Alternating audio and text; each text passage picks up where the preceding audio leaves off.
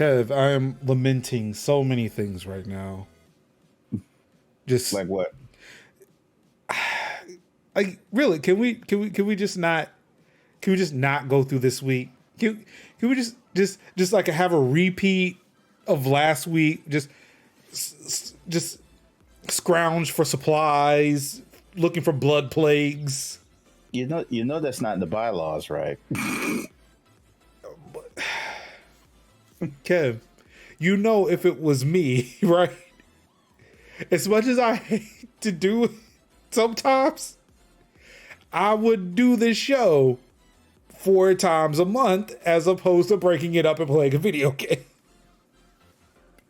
You know that when the end of the month comes, I don't want to play a video game. I want to talk about tech. Last week was a good, well, I don't know, maybe. I don't remember. I didn't take notes. I'd have to scroll through my Discord feed to see if last week was a good week or not. Oh, the direct storage. I was really happy about that. But no, we got to play State of Decay, which was actually fun. But I would have really loved to talk about fast loading in PC games. That would have been way faster than console. That way I could sit there and say, yes, PC reigns again at the top of the charts. Yeah, Sanders, we never found it. We never found it, Sanders. We never found that play card. But we figured out what the problem was. Your boy just can't read. Made things too damn difficult. Put all of them in the chest. Then take them out. Then you take them out. However, I still want to point out that it took all of us, or it took the rest of y'all, because I figured it out. It took the rest of y'all forever to realize what y'all were putting in your chest. I wasn't seeing. It was kind of like, see, we would think that a game that wasn't janky, right? And I get communally share. Yes, and together. I got that. And I wasn't disputing that. Yes, that's how that should have worked. But it wasn't how that game decided to work. It was hard for me to communicate that. As look at my fucking screen. I cannot see anything that you have. And I know, and it was like, I'm putting in. It's like, imagine you're putting in gas. And it's like, but that's not your iteration of the car. That's my iteration of the car. So I'm driving. So when we're all in the car driving together, was that your zombie that I hit, or was it my version of your zombie? And that's the thing, and it's like, what is even happening in this game? The last time I played this game, I feel like what you're describing about like the instance of a car was a thing. Because we were taking 2 cars, and in one person's game, the 2 cars were still there on the road. On mine, a car just flew into the air. Mm-hmm. They were just gone. And it was like, the same fucking game. I'm like, I've watched episodes of Loki that were more coherent than this. And I'm like, what is even happening at this point? Like, Jesus, take the wheel. Because I'm like, what is even happening? Now, I was fine with the whole, like, okay, we have separate things that we have to loot. And be like, oh, I'm blue. We need the who's yellow, because we need yellow to loot their I hate it too. And I'm like, that's kind of weird because I'm like, you get shouted at, like, look, there's blue loot over here. I'm busy. Mm-hmm. Be like, could you come over and get it? I'm fighting for my life. But I mean, whenever you finish fighting for your life, could you come up and loot this chest, please? I mean, I'm basically sitting here. Me and Sin are just taking pot shots at zombies. I'm like, oh, that's a good shot. Good 1 shot, 1 kill on zombies. And then all of a sudden you're like, I don't know, just like gathering up blood, like plague points and plague samples. And I'm like, what is even? I liked it. I enjoyed some parts of it, but then it was like the whole like, oh, our characters have to rest now.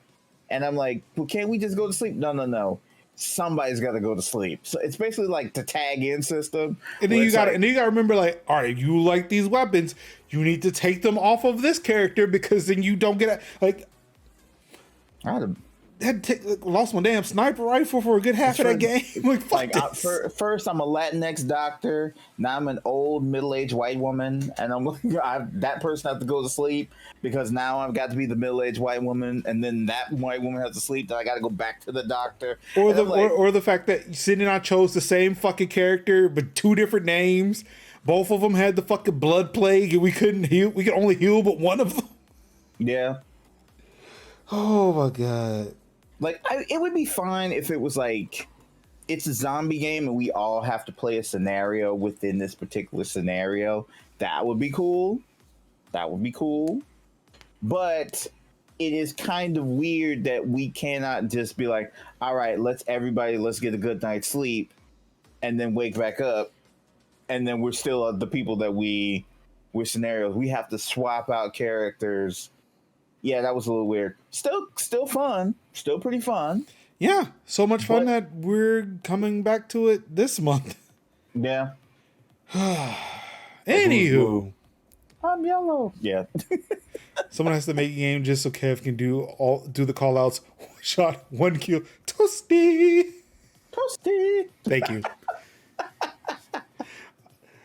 Well, on that note, thank you, everybody. It is time once again for another episode of Tech Talk Thursdays. Of course, you're joined this week by your boy Mark Summers, Major Linux, twitch.tv/Major Linux. And I'm joined this week by the one, the only, the guy who's here every week, Kevy Kev. It's your boy Kev is in the building. Sin will be joining us a little bit later. And the GOAT, she's a little busy. Mm-hmm. So we'll hopefully see her next week. Actually, no, because I'll be out of town next week. Oh, that's right. There will be no show next week. No.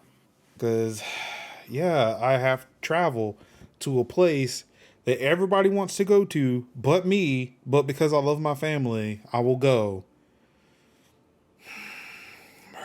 Dollywood? No, Myrtle Beach. That's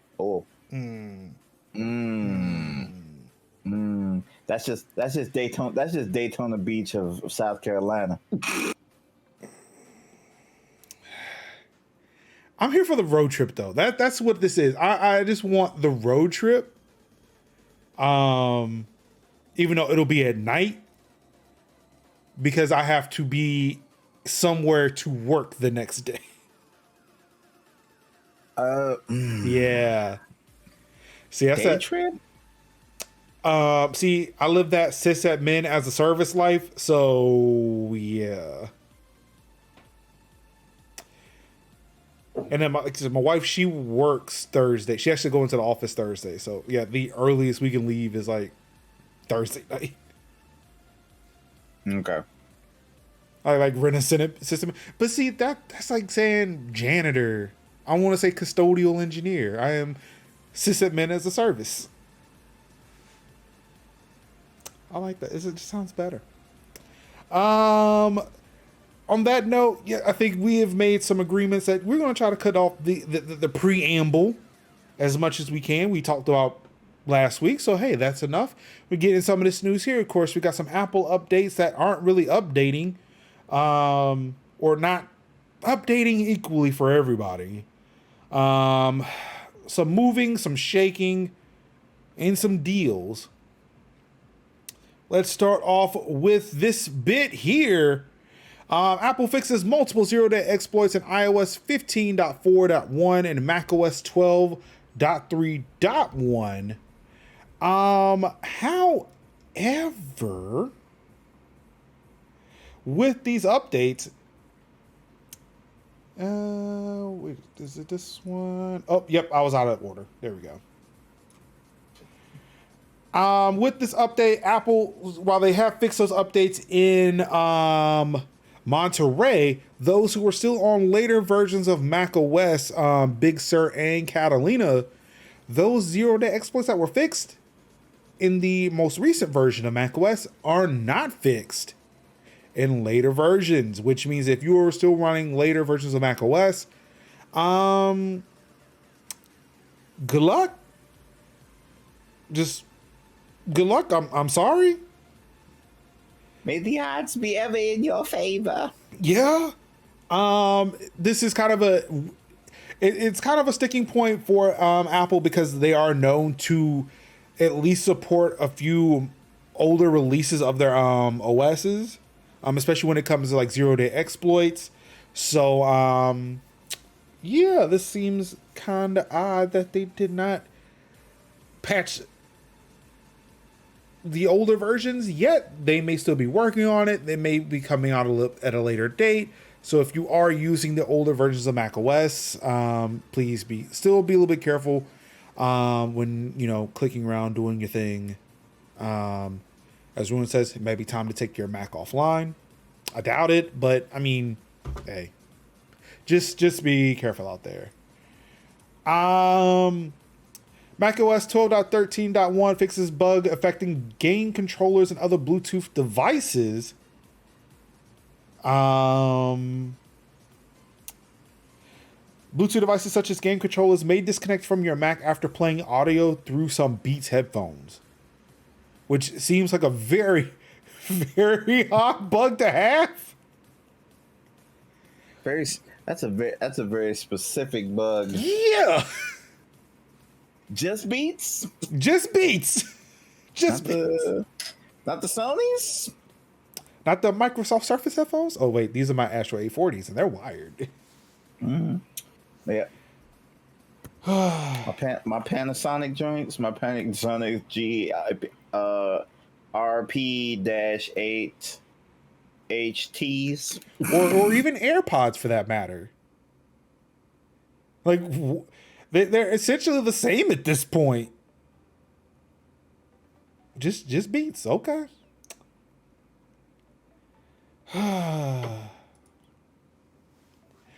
Pegasus hacked the iPhone of award-winning journalist weeks after Apple's injunction attempt. So yeah, apparently Apple's like, yep, so Pegasus, stop it. Don't do it again. Stop it, Pegasus. And Pegasus like, oh, a word? Hack. Well, not Pegasus. I'm pretty sure whatever state actor decided they wanted to use it anyway. Mm-hmm.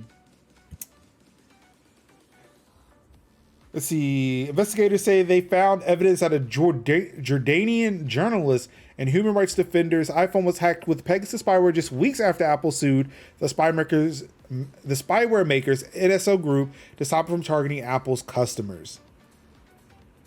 The award-winning journalist Seher Jaradat. I am sorry. Don't do it. I am sorry. I wanted to put respect on his name, but apparently I fucked it up. I am sorry. The award-winning journalist's phone was hacked with the notorious spyware as recently as December 5th, 2021, according to an analyst of her phone by Frontline Defenders and Citizens Lab that was shared with TechCrunch ahead of its publication. She was sent a WhatsApp message from someone impersonating a popular anti-government critic with links to the Pegasus spyware compromising her phone. According to the forensic analyst, Jordat's iPhone was hacked several times in preceding months and as far back as February 2021. Whew. So yeah, even though Apple was like, NSL stopped targeting our phones, just so you know, and I won't put this out here, it doesn't mean that necessarily that the software stopped existing. It goes to say that if you are not updating your phone, like the software specifically, if you're not updating the software to your phone, then you are still vulnerable to these attacks, that people can still attack you, even though Apple said stop doing it. It just means that NSO can't make more of this software. They can't refine it. They can't find more exploits to take advantage of. But it doesn't stop the already existing software that people already have bought, that they own, that they can easily still distribute. and still get access to your shit. Now, granted, it still warrants saying that state actors aren't necessarily going after you and I. We aren't we're not doing any active. Like, I mean, I don't know. I don't know what you do on your off time. If you going out there and you pounding the pavement, being an activist, or using a hard hitting journalism like of human rights violations. Like, I don't know. There may be people. Who's to say Amazon isn't using it right now? Who's to say Starbucks isn't using it right now? Who's to say that ABK isn't using it right now? I'm willing to believe at least Amazon and ABK are.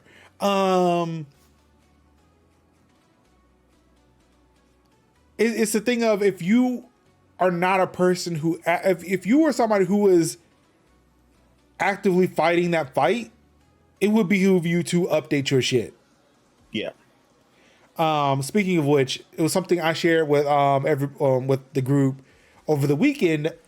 I know we had reported on Facebook Protect. Apparently, this thing that I don't think any of us knew existed until people got locked out of their accounts. Apparently, I am now big enough of a target on Facebook to be warned to say, "Hey, you should turn on Facebook Protect." I'm like, okay, sure, why not? Only for it to be like, which is weird. All Facebook Protect is to make sure your password is secure enough and you have two-factor authentication. But they make it seem like it's some big how to do.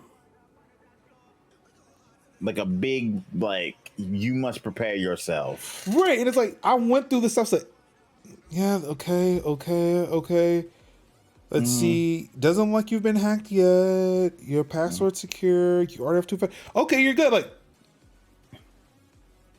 yeah. So you mean to tell me that you could have just turned it on, right? Or turned it on, and nothing would have changed for me. Nothing would change for you.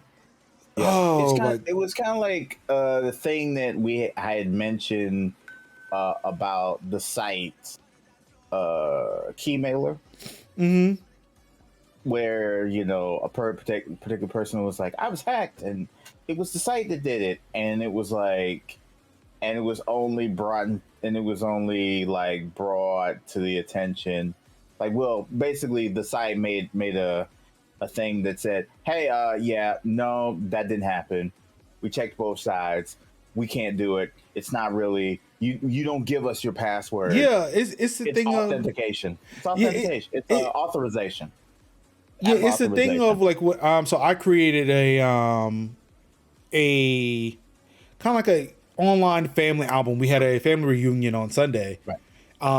Apparently, like, for a lot of these folks, I've not seen them since I got married in 2013. So like, they have not really known what I do. I've been gone for about 10 years. So like, they was like, oh wait, you do all this shit. Like, we see on Facebook, Twitter, Instagram, LinkedIn, a lot of it on LinkedIn apparently. I was like, wow, you do all this shit. Like, you could create a website for us. Like, fine, whatever, sure, okay, let's do it. So when I went to look for a platform that allowed me to have multiple users, the first thing I look for, the absolute first thing I look for, is a site or a platform that will allow social media logins. So that way, if I got hacked, nobody's credentials would have been hacked, because I don't trust people enough to be able to use secure passwords. It's like, if something happens to your account, that was on you, because you signed in through Facebook, you signed in through Twitter, you signed in through Google. You did not sign in through me. I ain't leaked shit. Like, I want none of that. Right. Which is funny, because when I went to the platform I ultimately chose, they have Facebook, Twitter, and Google listed as insecure logins. I'm like, no, boo-boo, no. I don't want passwords on my database, because I'm not trying to be that vector. This is a place for photos. Right. Not for passwords. No, thank you. and it was not so. It was more like app. It was like app authorizations, meaning like you click when you like sign into like Streamlabs or Stream Elements. You log in with that information. You're basically saying that you Twitter, are who you say you are because because Twitch verified who you were. Twitch verified who you are, and you're just giving site A the authorization to look at your data, but not access your data. So that's what. So when it was like when that person was like, I was hacked because, they got hacked and they got my password through Keymail, and I'm like, that is not true. And in my mind, I was like, that is not true. Yeah, when I saw that, I was like, because you have to. Yeah, it's like that doesn't sound right. Yeah, I'm gonna go on about my day. Yeah, because you have to log into Twitter. You have to log into Twitch. You have to log into Facebook. And then Facebook says, hey, do you know them? Yeah. You want to give them authorization to look at your Facebook and your Twitter and your Google stuff? And I'm like, yeah, okay. Boop. And that's it. Yeah, like they don't have the permission to write shit. They don't have the permission to write. It's reads. It's now, reads. What gets me is, somebody got called out. They deleted the tweet, but then you shared another tweet where somebody tried that shit again without really verifying the initial shit. It was like, yo, you need to fix your other shit first. It's like, bruh, like, no, you look like a complete 200% asshole right now. So it's like that person, the OP took the L, and then this person also took the L because that thing happened within that thing. Right. And this is why this is why like I don't want to talk about like I don't want to speculate much on this show. Right. Because it's a thing of because I remember this happened to me I had it been about a year or so ago. I had like a viral tweet, viral for me, where I shared something and it spread like wildfire. And there were people who were like, as a matter of fact, it was that LinkedIn breach. Right. That wasn't really a breach. It was just that somebody scraped LinkedIn. Mm-hmm. And so many people were talking about that. Whereas like at the end of the day, I got the original information. But again, because I didn't know any better and because of the reporting, which I thought was accurate, the damage had already been done. Mm-hmm. And it's that thing. It's like somebody was loud and wrong, and like I went to look at that user's Twitter account after the fact when I couldn't find the tweet. No mention anywhere. Not even a mention that they were fucking wrong. Not even. They just deleted the tweet, and it's like without even like.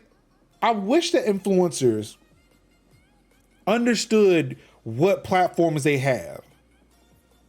Even if you think it's small, there are still enough people who are following you, who are seeing you, especially if you're talking about something that is serious, like an account breach, especially giving the things that you do. Like for this user, he was talking about his I don't know if he, she, whatever. They were talking about their YouTube account. Mm-hmm.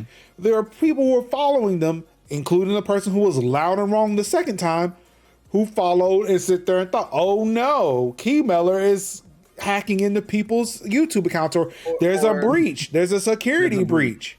Right. And then people were like, like divesting from that to the point where I'm like, that's not how that works. Like, because like as somebody who's actively using the site, it could tell you it doesn't work like that, because again, all Keymailer is doing is you authorize them to read it, so that way you can they can check to see, do you have this game? Do you own this game, or are you just trying to finesse another key? How long are you playing? Like, what, they want to check YouTube and Twitter and Twitch to see if you're streaming it and for how long, so that could tell. And then they have like their own little coverage page where that shows people, hey, this person is actually a streamer and they streams the game that they do coverage for. Mm-hmm. even to the point where it's like, have you made coverage for it? Here's a check. You haven't made coverage for it? Here's an X. You do coverage, that kind of stuff. So it shows like metrics there. Yeah. And for somebody, but they don't have they have information to read, not write. And like, it goes back to the user. It's like, tell me you do not understand information security, just even the basics. Where it's like, you don't call it information security at that point because it is so fucking low level. Because we do this with Pretzel. We do this with Streamlabs. We do this with Stream Elements. We do this with OBS. We do this with OBS. We do it with OBS. We connect our accounts through so that we can be able to stream on the platform, on our platforms through OBS, Streamlabs OBS, XSplit. We do that all the time, Back in my day, back in the early parts of it, you had the stream key. Some people, people like me, I still prefer that stream key. And some people still prefer that. That's what I did. That's what I would do when I would stream for the teams. When I would do the team stuff, I just use the stream key. But it's like, you can connect your account directly to Twitch, directly to YouTube, directly to Facebook, and stream with no issues. You hit go live, it pops up. What is the issue? And I'm like, it's like not understanding just basic tech literacy. And then when you get it wrong, not correcting shit. Oh my God, Ruin. I will fucking ban you. Stop it, Ruin. Like for them to still get that, like for them to, when they get it wrong and then not step correct. So, all right, look, my bad. Right. I didn't understand it. I understand what's going on now. They didn't. I apologize to Keymailer. I apologize to whoever. Right. Like for me, like I like when I found out, I put the tweets out there. I started quote tweeting, retweeting people who were feeding me the proper information and said, okay, this is what's actually happened with that LinkedIn shit. Mm-hmm. And it's like, after that, I became very careful to where I was like, even the articles that are shared with me through the Discord server now, there are times when, I might take them, but I will sit there and wait until I see like 2 or 3 other articles. Or Tycho, literally everybody else. Because y'all come through here, Kevin's guilty of this too, you come through there with tweets. And they can sit there and have a tweet that showed up on a Wednesday or even Thursday, back when I wasn't doing cutoffs because Sin forced me to. And I'm going to say that because he ain't here. When Sin forced me to do Thursday cutoffs. Well, no, it's not that you don't tweet. It's the fact that like I received the tweets. Oh, okay. Now I see what you're saying. But yeah, like when I would get tweets on a Thursday that we need to talk about this, I'm like, no. Mm-hmm. I can't do that. Right. Like when Jason Schreier, when the tweets were shared out today about Jason Schreier talking about the QA teams being made FTE, we're going to talk about it because there's an article for it. There are articles for it. Mm-hmm. I do not give 2 shits how right on the nose Jason Schreier can be. Unless this motherfucker puts out a fucking article, the tweets don't mean shit to me. I don't care how right he is. So yeah, like but that's where I get my I mean, sure, it's where I get it too, but I'm not acting on shit until then. Like, you'll see me retweet things, but that's from me retweeting people about their experiences, not like, hey, I heard that ABK is doing this. It's like, you don't work for ABK. You are nowhere near this. I will retweet Jessica Gonzalez before I will retweet anything Jason Schreier got to say, because Jessica Gonzalez was a former ABK and is definitely I know she has those inside connections to what's going on over there at ABK. Right. Yeah. But yeah, I don't even, how the fuck we even get on this damn tangent? I don't know, but I'm here for it. But see, the reason why I kind of shared you, I'm trying to figure out how we get from Pegasus to this. it was a fine ride, but Yeah.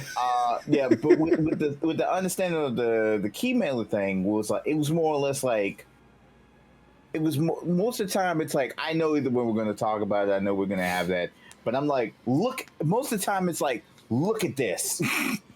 This is in the vein of our understanding, and we need to have like at least some form of a chit chat about Yeah, and this. if it comes up, sure, but like it's for me, it's never going to be the topic. No, it's very rare that I would like. Yes, this tweet is a topic because like anybody can say any damn thing on the internet, right? Because it's really just comes down to I need you to take time out of your schedule to look at this and look at the craziness that's happening on this tweet. Especially with the key mailer, especially with that key mailer thing, where it's just literally like, yeah, that was like 5 minutes on a Friday morning. I am tired because I just woke up and was like, no. No. And sometimes like I was like I debated. I thought about you specifically when I saw that. I should tell no, and I just moved on. It's like until I see it corroborated anywhere else, I'm not saying shit. Because I would be like, I'm waiting for the Polygon article. I'm waiting for the Verge article. Yep. I'm waiting for like the Kotaku article. I'm like, if anybody else picks up on this too, if I see somebody and I look at this and I'm like, nah, I'm good. I'm looking at my Google feeds. I'm looking at my Google, I'm looking at my Google feeds. If somebody shared a Dexterra, if somebody shared at least a Dexterra article, I might would have shared it. Or dot esports or something that it's like okay, it's something, but like those like again, I have a credible I have my sources that I will pull from. And just so we're clear, anything from Gawker Media is off the table. Yeah. They have their own labor issues, so I definitely don't pull shit from Gawker. Right. Even before what's been happening recently, I'm like, yeah, I don't trust Kotaku like that. Right. It's at a point where I'm glad that Vice works now because I couldn't get Vice articles to show up in my RSS feed. Right. Up until recently. So yeah, like if I want to hear something from Gita Jackson or Patrick Klepek, I got Vice, I got Waypoint for that. So but that's kind of where I kind of like I'm like it's like this person on the internet remarking about something that happened to them, and then we find out, actually, but which was weird because it was like a tweet about another game, and then it was like this, resolution. What about this? And then it was like actually, and then the correction came for something that really couldn't have came this like, you time. Fucking moron. And it's more or less like, I don't think it was one of them like, no, that wasn't. And it was just kind of like, okay, well, we can't do that. We can't. And I'm thinking like, all right, that needs to be, I'm glad that was addressed. Yeah. By that particular part, by, the site. Because again, I myself was like, I'm going to wait until news comes out. But it still goes through the fact that the original person could have done something, right, and they chose not to. No, and that's how that's how this shit fucking spreads. Right. All right, I don't know how the hell we got from there, how we got from Pegasus to there, but I'm glad we did. We covered something. We did it. We did it. We talked about Keymail. Yeah, I wanted to talk about that because it was like. Can we talk about Keymail some more? Like, look, I'm gonna pull the Pegasus back up. We're gonna talk about Keymail, so I don't want to talk about this next one. I don't. Oh no, I don't. Yeah. Keymail. Keymail is a good site. For those who are not aware, Keymailer is a good site. It's a site that has, if you are a content creator or a streamer, you can go and apply, and it's a process. You have to actually apply, but once you get in there, you can have access to requesting keys, and it's good though, because many a times like we have a hard time like going to these companies and actually actively requesting keys, and most community managers have a hard time going around and be like, hey guys, we want some keys. So it's good for community managers of games to get them to offer keys to creators, and creators have a easier time requesting keys from these companies. So it actually works out in both of your favors. There are more places that do this, like Terminals, WooVits, Yeah, I use WooVit. Yeah. WooVit told me I was a broke boy and I had no clout. Look, I just said that, like, they tell me that too. I get it, because I don't like playing niche titles. Right. That's just not. I mean, well, I play my niche titles. I don't play everybody else's. It's like, I'm the person who goes to itch.io and was like, I can't play any of these. None of these are attractive to me. Right. WooVit told me to cut my yee ass haircut. And that's that kind of thing. And I'm like, yeah, I just sit there like, look, I have an account on WooVit, and if WooVit decides they want to email me and say, hey, you have access to this key, it's like, okay, cool. Like, I've got one for what is it? It's in my Trello. It's in my Trello. I'm back on Trello, but I'm wondering how long this is gonna last, right? Yeah. It is Princess Farmer. That's the key they gave me this week. I was like, no. I might do it. I might, because it's like, this seems really fucking weird. It's not my cup of tea, but you know what? I'm gonna see. I need to create some content.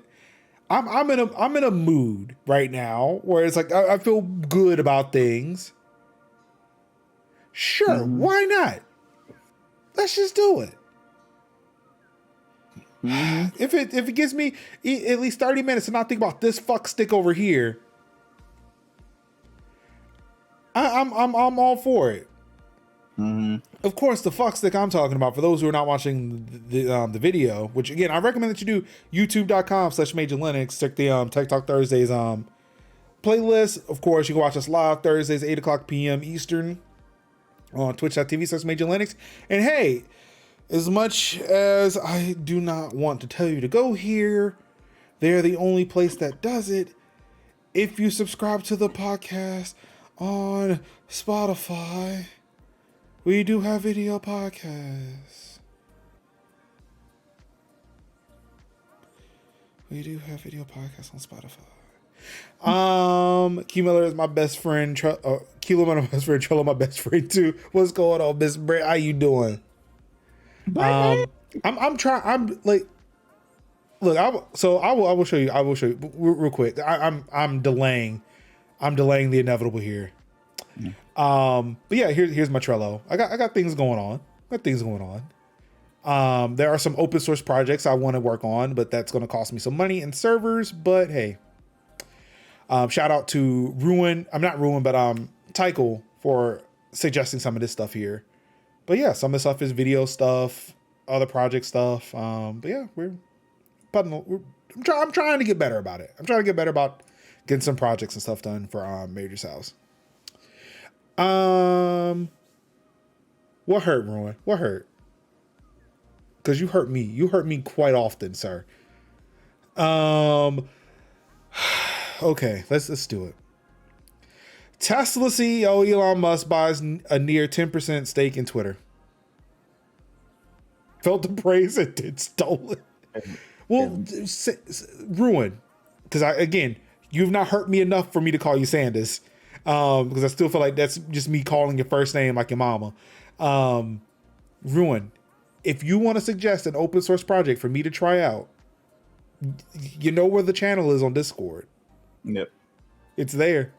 That's what to be fair, like the ones that Tycho have listed, I have not put on my list. I need to go back through there though and find them and put them on there. Tia calls them that so often.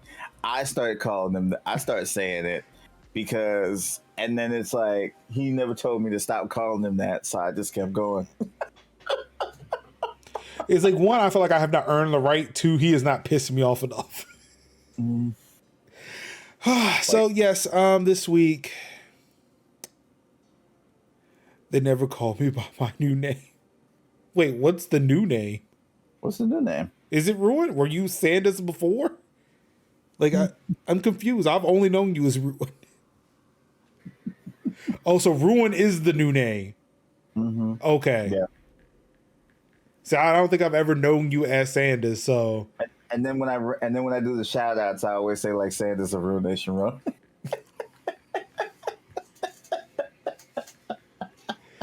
Yes, please. Let's keep talking about random things. I don't have to do this. Get through it. Hey, we don't have to do it. You can be like, this motherfucker. Okay, yes, this motherfucker bought 10% of Twitter, which is a bummer. Yeah. Just boo this man. Yeah. Next. Look, hold on. Wait, actually, let's go back to the Trello board. Let's go back to the Trello board real quick, right? Because there has to be. Look, oh yes, Mastodon. We can all just join Mastodon. I can start up a Mastodon instance over the weekend, and we could just have open source federated Twitter. I mean, I'm just saying. We could do it. You know, just like Major Live and Major TV, we could do it. But yeah. Okay, I'm done wasting my breath on that.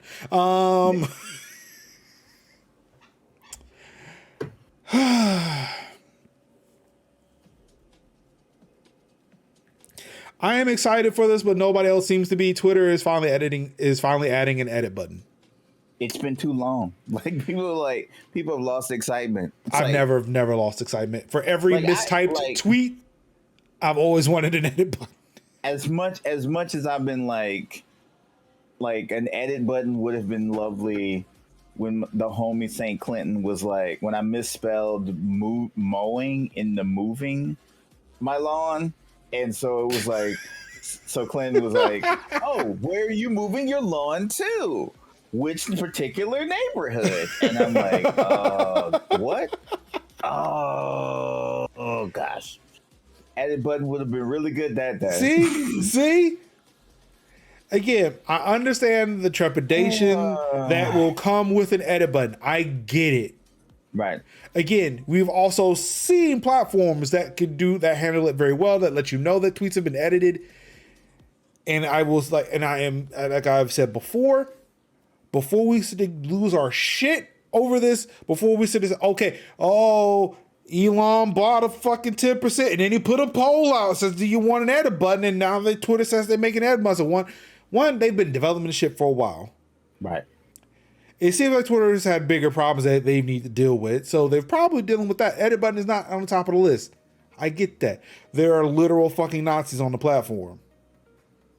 There are moderation issues they got to take care of. I get that.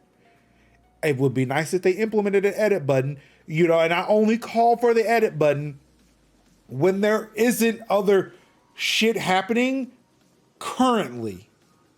Right. It's like, this one congresswoman, person, because I don't want to put them on blast, who supported Putin not hacking the 2016 election, when Putin is literally committing war crimes. So, I don't want to seem like the person who is supporting the bad person when a bad thing is happening, when they're supporting the bad person for a thing that they say they didn't have. I'm not going to call for a fucking edit button when swastikas are all over Twitter. I'm going to call for an edit button when I say that I'm moving my lawn. There are time and place for me to call for an edit button. I will always want this edit button, but again, I don't just call for it when, people are being harassed online. Right. If you have a check mark, you don't get to edit your tweets. Or again, my whole thing is, make sure you can see a history of the edited tweet. Edited tweet. That's the thing. That's my argument. Edit history. Thank you. That's what I am saying. An edit history. Because Facebook does it. I can tell you that for sure. Look, when you go to GitHub right now, I can sit there and see revision history. That's what I want. I want GitHub on Twitter. Right. So again, I understand the arguments against it, but again, it's that thing of I'm not going to waste my energy getting mad about it when I don't know how it's going to function. I am going to say, for me, for Major Linux, for somebody who gets caught up on autocorrect, or which is weird because autocorrect learns bad words and then autocorrects what you really meant as the wrong word. It's a whole fucking thing. As somebody who gets caught up on autocorrect, I want an edit button. I am not problematic. I am looking out for me right now. But yes, I understand the overall implications of a global platform having an edit button. But let's see how that's going to work. Can I not be fucking greedy, self-serving, selfish for once in my fucking life? Let me want something without everybody fucking crying foul about it. Damn. Question, does Twitter build out their features well, or do they do bare bones stuff and then moves on? I feel like they build it out fairly well. It's very rare that a feature is being introduced on Twitter and it gets rolled back. I mean, you can look at Fleets, but Fleets was pretty well built out. It's just that nobody used it until Fleets was about to go away, and then that's when you could just get 15-second Pornhub. Yeah, it was like Fleets was a thing when it came out. Like, it was implemented. The issue is we didn't want it. And then after some time in which we were like, yeah, we're kind of like, we're kind of okay. We're utilizing it. Then they were like, yeah, people aren't using it enough. We got to get rid of it. I mean, because you have to realize, like, they're looking at data that was old at that point. Where it was like, you really, what? But then they also got the Clubhouse shit. Spaces, yeah. Yeah, so, like, I mean, even though, and again, it's that thing, like, we were having like, Kevin and I were having a conversation before we went live about my whole issues with Skype and NDI, where the number of people who may be having this issue may not be as big as I think it is, but I think that it is bigger than whatever else thinks it is. I feel like Spaces is that thing of, we may hate it, and I hate to say it, maybe like fucking cryptocurrencies and shit too. We may hate it. There may be a huge group of people who said, no, this ain't the wave, but there is enough positive energy to where they're still going to push it. Right. And it's not like Spaces was a badly built addition to Twitter. Like, it's from what I've seen and from what I've heard of people who use it, it is a huge tool. There are people like Xmirror Mirror uses it. Yeah. There are a lot of people in the gaming space, they use it. Like, it's fairly built out. Like, I imagine it was better built than Clubhouse was. Yeah, it was one of them, like, it's what I like to call a crossroad move, where it's like somebody's like, man, I want that thing. Context. Khosrow took over a town. This Iranian Shah guy. He took over a town. Took the population out. Like, not killed them, but just basically moved the population out of the way. Oh, so he actually did move along. He moved them on. He destroyed the entire town. Then he built his own version of that town. And moved the new population that he just took away, and moved them into that town in the part of his empire. And so he said, one guy was like, man, how does he built the entire town down to the minute level to the streets. Wait, did he did he back up a population, reinstall the OS, and then restore the data? He restored the entire data. He reinstalled the neighborhood. But he named it like it was first called Antioch, and he called it wait Antiochian like Khosrow, like which is basically Khosrow's better Antioch. And my man was like, and one dude he was like strolling through the town. He was like, "So how do you like your house?" And he's like, "Man, I really love my house, but man, I miss that mulberry tree that used to grow in my yard." Man's went to sleep, woke up the next day, and Yum install mulberry. It was a mulberry tree in his front yard. This motherfucker's like a Yum install mulberry.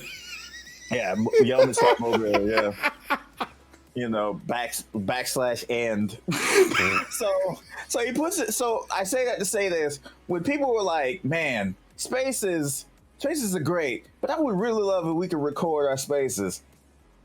Couple new update, boop, you can record spaces. And it was like, all right, Twitter. So again, yeah, like cross-throw moves. Twitter, yeah, like for me, Twitter has like, I will say that. I mean, yeah, it upsets me with the previous story of Elon buying 10% of Twitter because Twitter is it's my favorite social media platform. Right. Now, of course, people say, I hate this bird app. Because y'all put too much energy in dumb shit. I'm going to tell you that right now. Y'all put just too much energy in dumb shit. Like, again, streamer Twitter apparently blew up today. The fuck if I knew what happened? I still don't know what happened. Exactly. None of us know, and we don't want to know. Do not tell us. If you say anything in chat, we'll ban you. I will ban you. Timeout. No, not even time. I'll ban you. You have to submit a formal request to get back in. But yeah, it's that like I know, like we've had this conversation before too about like a lot of the content creators in spaces, like oh my god, like I can't believe so and such is doing this or this thing happened to this person, and I said to look at this like, man, why do y'all fucking care? And like that, it's that energy I bring into Twitter where it's like y'all care about a lot of shit that means nothing to me. Like, I will like, again, for the most part, I follow a lot of content creators I feel like that are not problematic. I did find one and I was like, yeah, no, I yeet them out real quick with the absolute quickness. Cause like, nope, you are endangering my peace.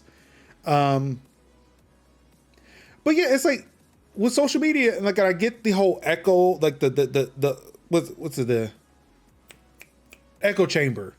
Right. I get the echo chamber feel of it, but it's that thing of too, like, I'm here to get information that is pertinent to me. So I am following a lot of content creators that are very diverse in whatever marginalized community they happen to be in. So I can support them, show them love that they absolutely deserve. Following a lot of people who are in like the anti-work movement, people who are into unionization. Yeah, that's pretty much it.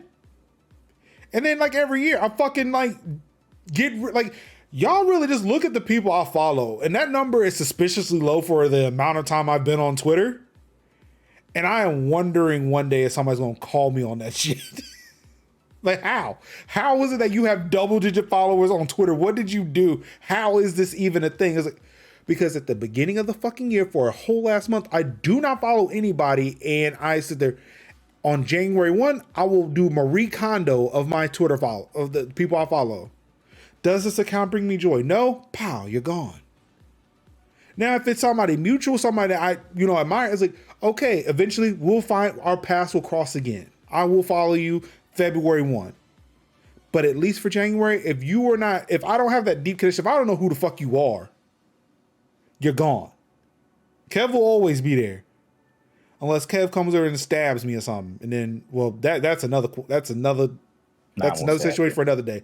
But like Kev will always be there. But like there are some people like maybe like a brand account or somebody that maybe I'm friends with that I met through Extra Life, but I could really give two shits like what the fuck they're tweeting. I was like, you know what? I don't need this. Like January is my peaceful month, so I can get ready for the new year, and then we can bring in the bullshit in February. Mm-hmm. But yeah, it's like people just be worried about some dumb shit on fucking Twitter, and it's like, I don't give energy to that. So it's like, yeah, I don't know when big streamer Twitter is fucking in a tizzy about a thing. Like, I have to ask Sin and Kev, like, what the fuck is happening?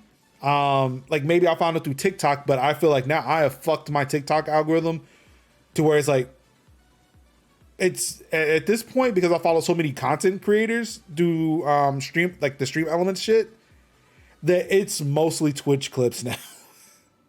I can't wait till that's fucking over. But yeah, it's a thing of like, yeah, for me in this edit button, I don't know enough about what's going on. I understand that there are some issues, but again, I just want to be fucking selfish. I mistyped something. I would like to edit it. I welcome this edit button for my own personal bullshit. Mm-hmm. That part. Just put histories down. My number one thing that I want Twitter to do, because they're talking about, so one thing they're talking about putting the edit button in Twitter Blue, which makes Twitter Blue a little bit more appealing for me because of the edit button. But the one thing that they will get me to subscribe to Twitter Blue for is the one thing I said I will pay Twitter for regardless.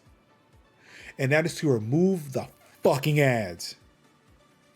When I found out that influencers, celebrities don't see Twitter ads, I said, okay, I know you have the fucking technology.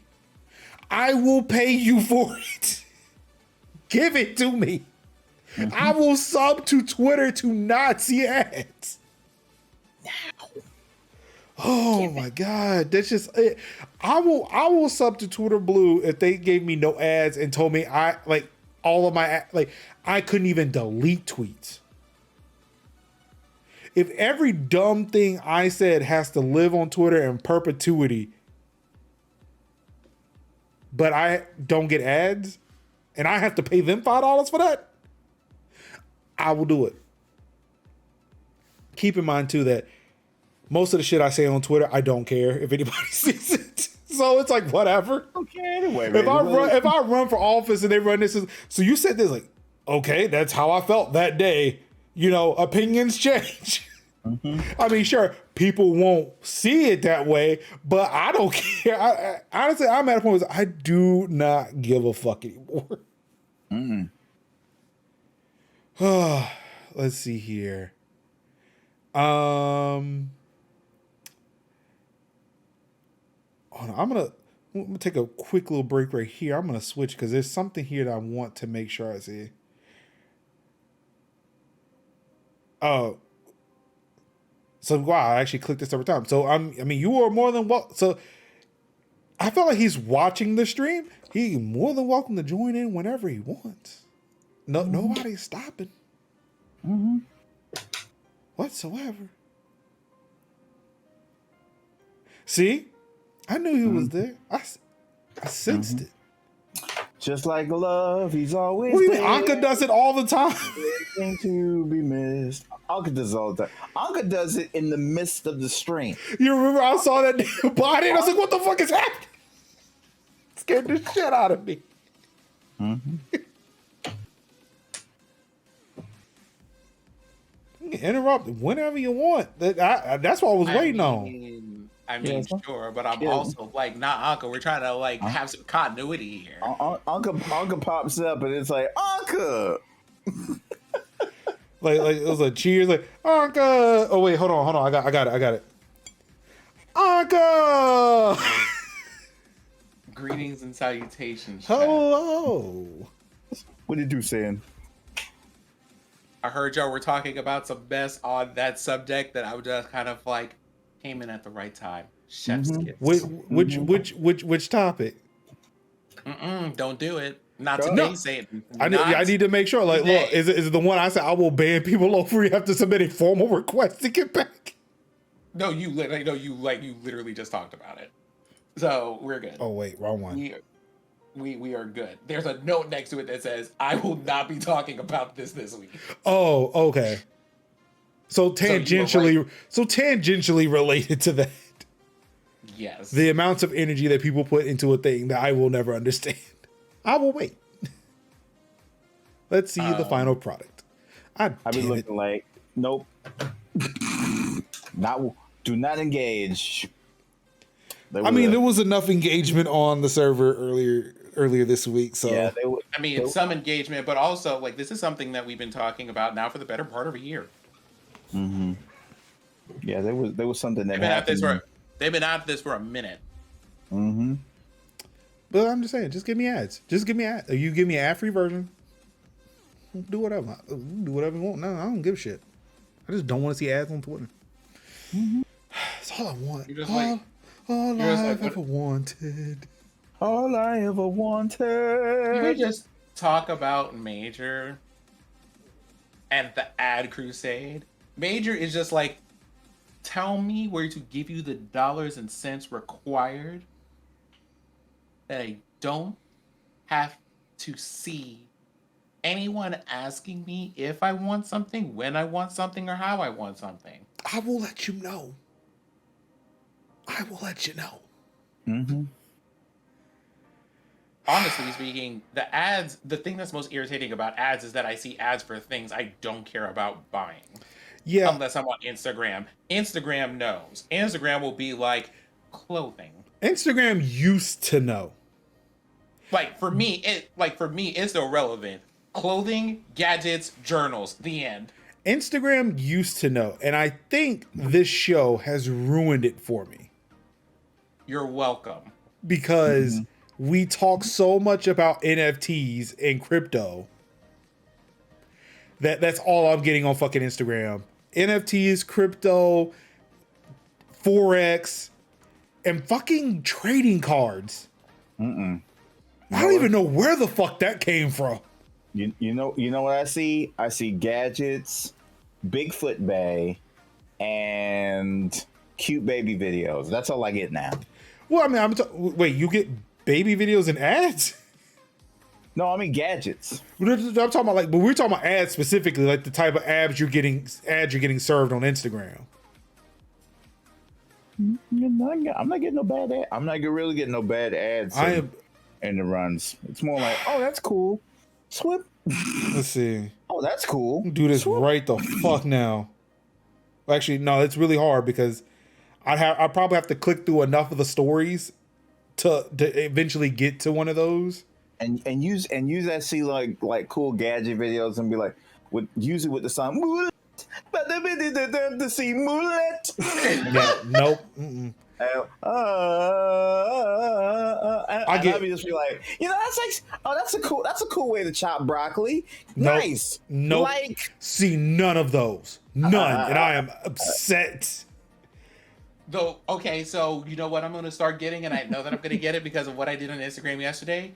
People cooking real delicious food. Oh, yeah. See, now, about that, I want to do that too, but you want to know what I want to do more than that? Build a set to do that. You better talk to Drunken Buddha about that. I have Talk to Andy, between him, but what really got me into it was, so my wife, she watches a lot of Food Network and shit, and she got to the part of guys' grocery games where they were doing it was like the COVID version, and they had the setup. I was like, I can build that. My kitchen is big enough now. With the spacing and everything, yeah. I could set this up, and I know the technology enough to where I could build a setup to where I could stream this if somebody else was cooking, or if I was, I could if I was cooking, I would do a recording. It'd be YouTube, so I could edit it after the fact. And I was like, damn, I could do this. I want to do this. Fuck the cooking though. I just want to set up a studio in my kitchen. One day. It's going. What else? Now that I've learned about hyperfocus and now that I know what it is, I can probably tailor them as opposed to just falling into it. You should talk to Connor DeWolf about it. About that. Who is that? That is a person on Instagram who their main content is discussions around the way that neurodivergence occurs and how it shows up in the lives of different people, including himself. So he uses his own life as an example for things like hyperfocus and like. Are you talking about the trying to dude do who's like college papers and talking all to that himself? stuff. That's everybody on Instagram. Be specific. No. But also, yes. It's like he's wearing two different color hoodies. He's talking to himself. Like it's like him and himself, like they're two different people talking about like the various things. I don't know. That kind of name sounds familiar. But I've seen it's probably him. Like that guy, the guy that I'm talking about, I've seen on TikTok. But again, like yeah, that shit kind of crosses over. And the person I've been following in regards to this is Katiosaurus. Ooh. And like her content is actually, well, I'm gonna say like my son was the person who initially had me look into it, but during the pandemic and getting into TikTok, watching her content, it was like, okay, you know what? No, this is actually fucking serious. I should probably go make an appointment somewhere because this is getting scary. This is like, okay, I'm gonna need y'all to stop calling me out. Yeah. Doom boxes, all this shit. Stop it, please. Try to get this under control. Fucking talking about NFTs though. Hackers target top NFT Discord bots to rob users of their cryptocurrency. You hate/love to see it. Hashtag sorry, not sorry. It's one of those things where I only have the smallest of thoughts here of being like, all right, y'all. So, like, we spend a lot of time on the show talking about hackers doing things, and those things are typically bad and all this other stuff. So, like, hacking and stuff is bad. That being said, I can't, something, considering what they're hacking, here's what it feels like. It feels like me seeing someone shoplifting at a store and being like, shame. Yep. Yeah. Especially Board 8, one of the seems like one of the targets here. The big one. Yeah, like this isn't a small group. This is one of the popular groups, and they've been around for a hot minute. Yeah. So yeah.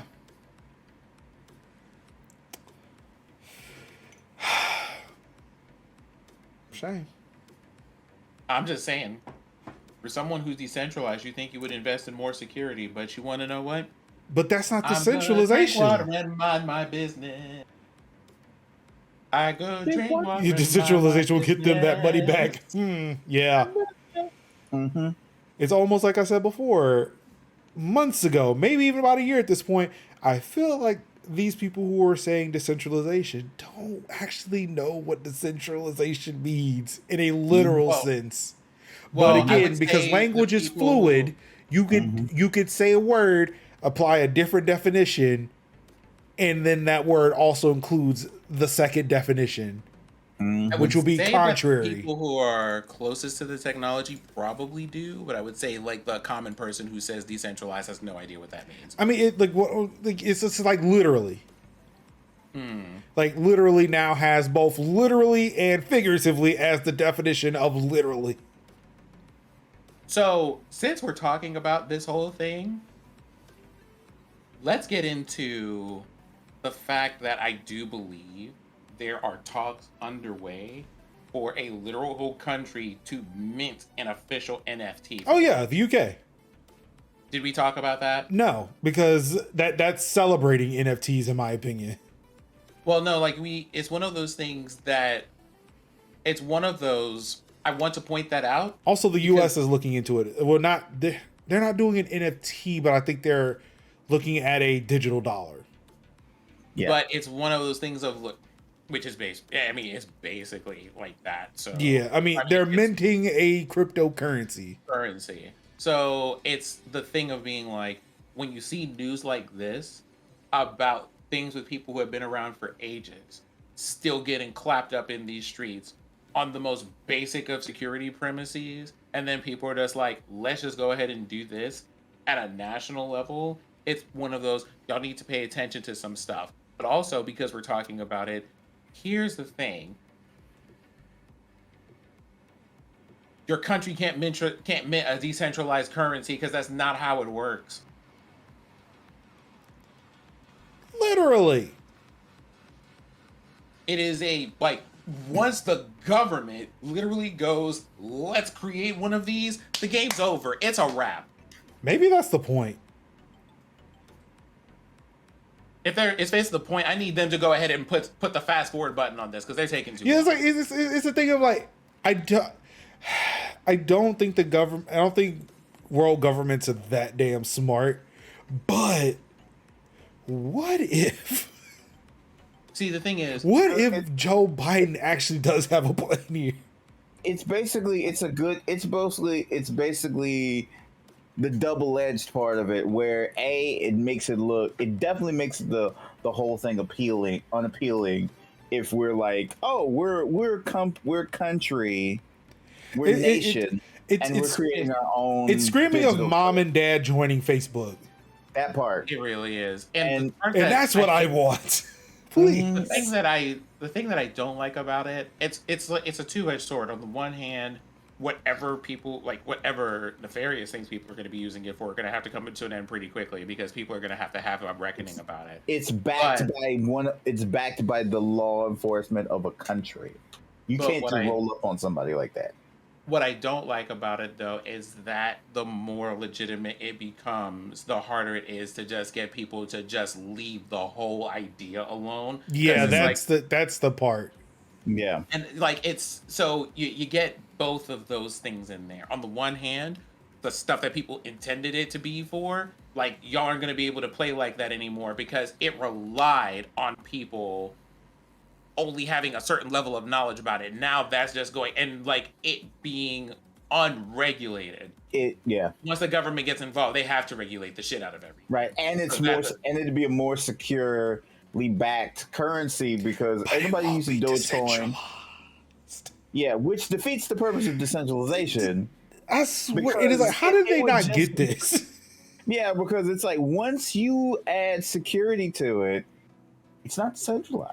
It is like, it screams at this point like, you clearly were not doing this because you think it's the future and it's to be decentralized and nobody can tell. Like, one, there is a fucking ledger that tells you, like, it's not like it's, secret. People can see you.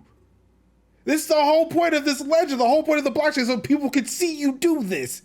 Mm-hmm. Like, you are not sneaking around and, in shadows. Like, we can literally see what you're spending this money on. It is open.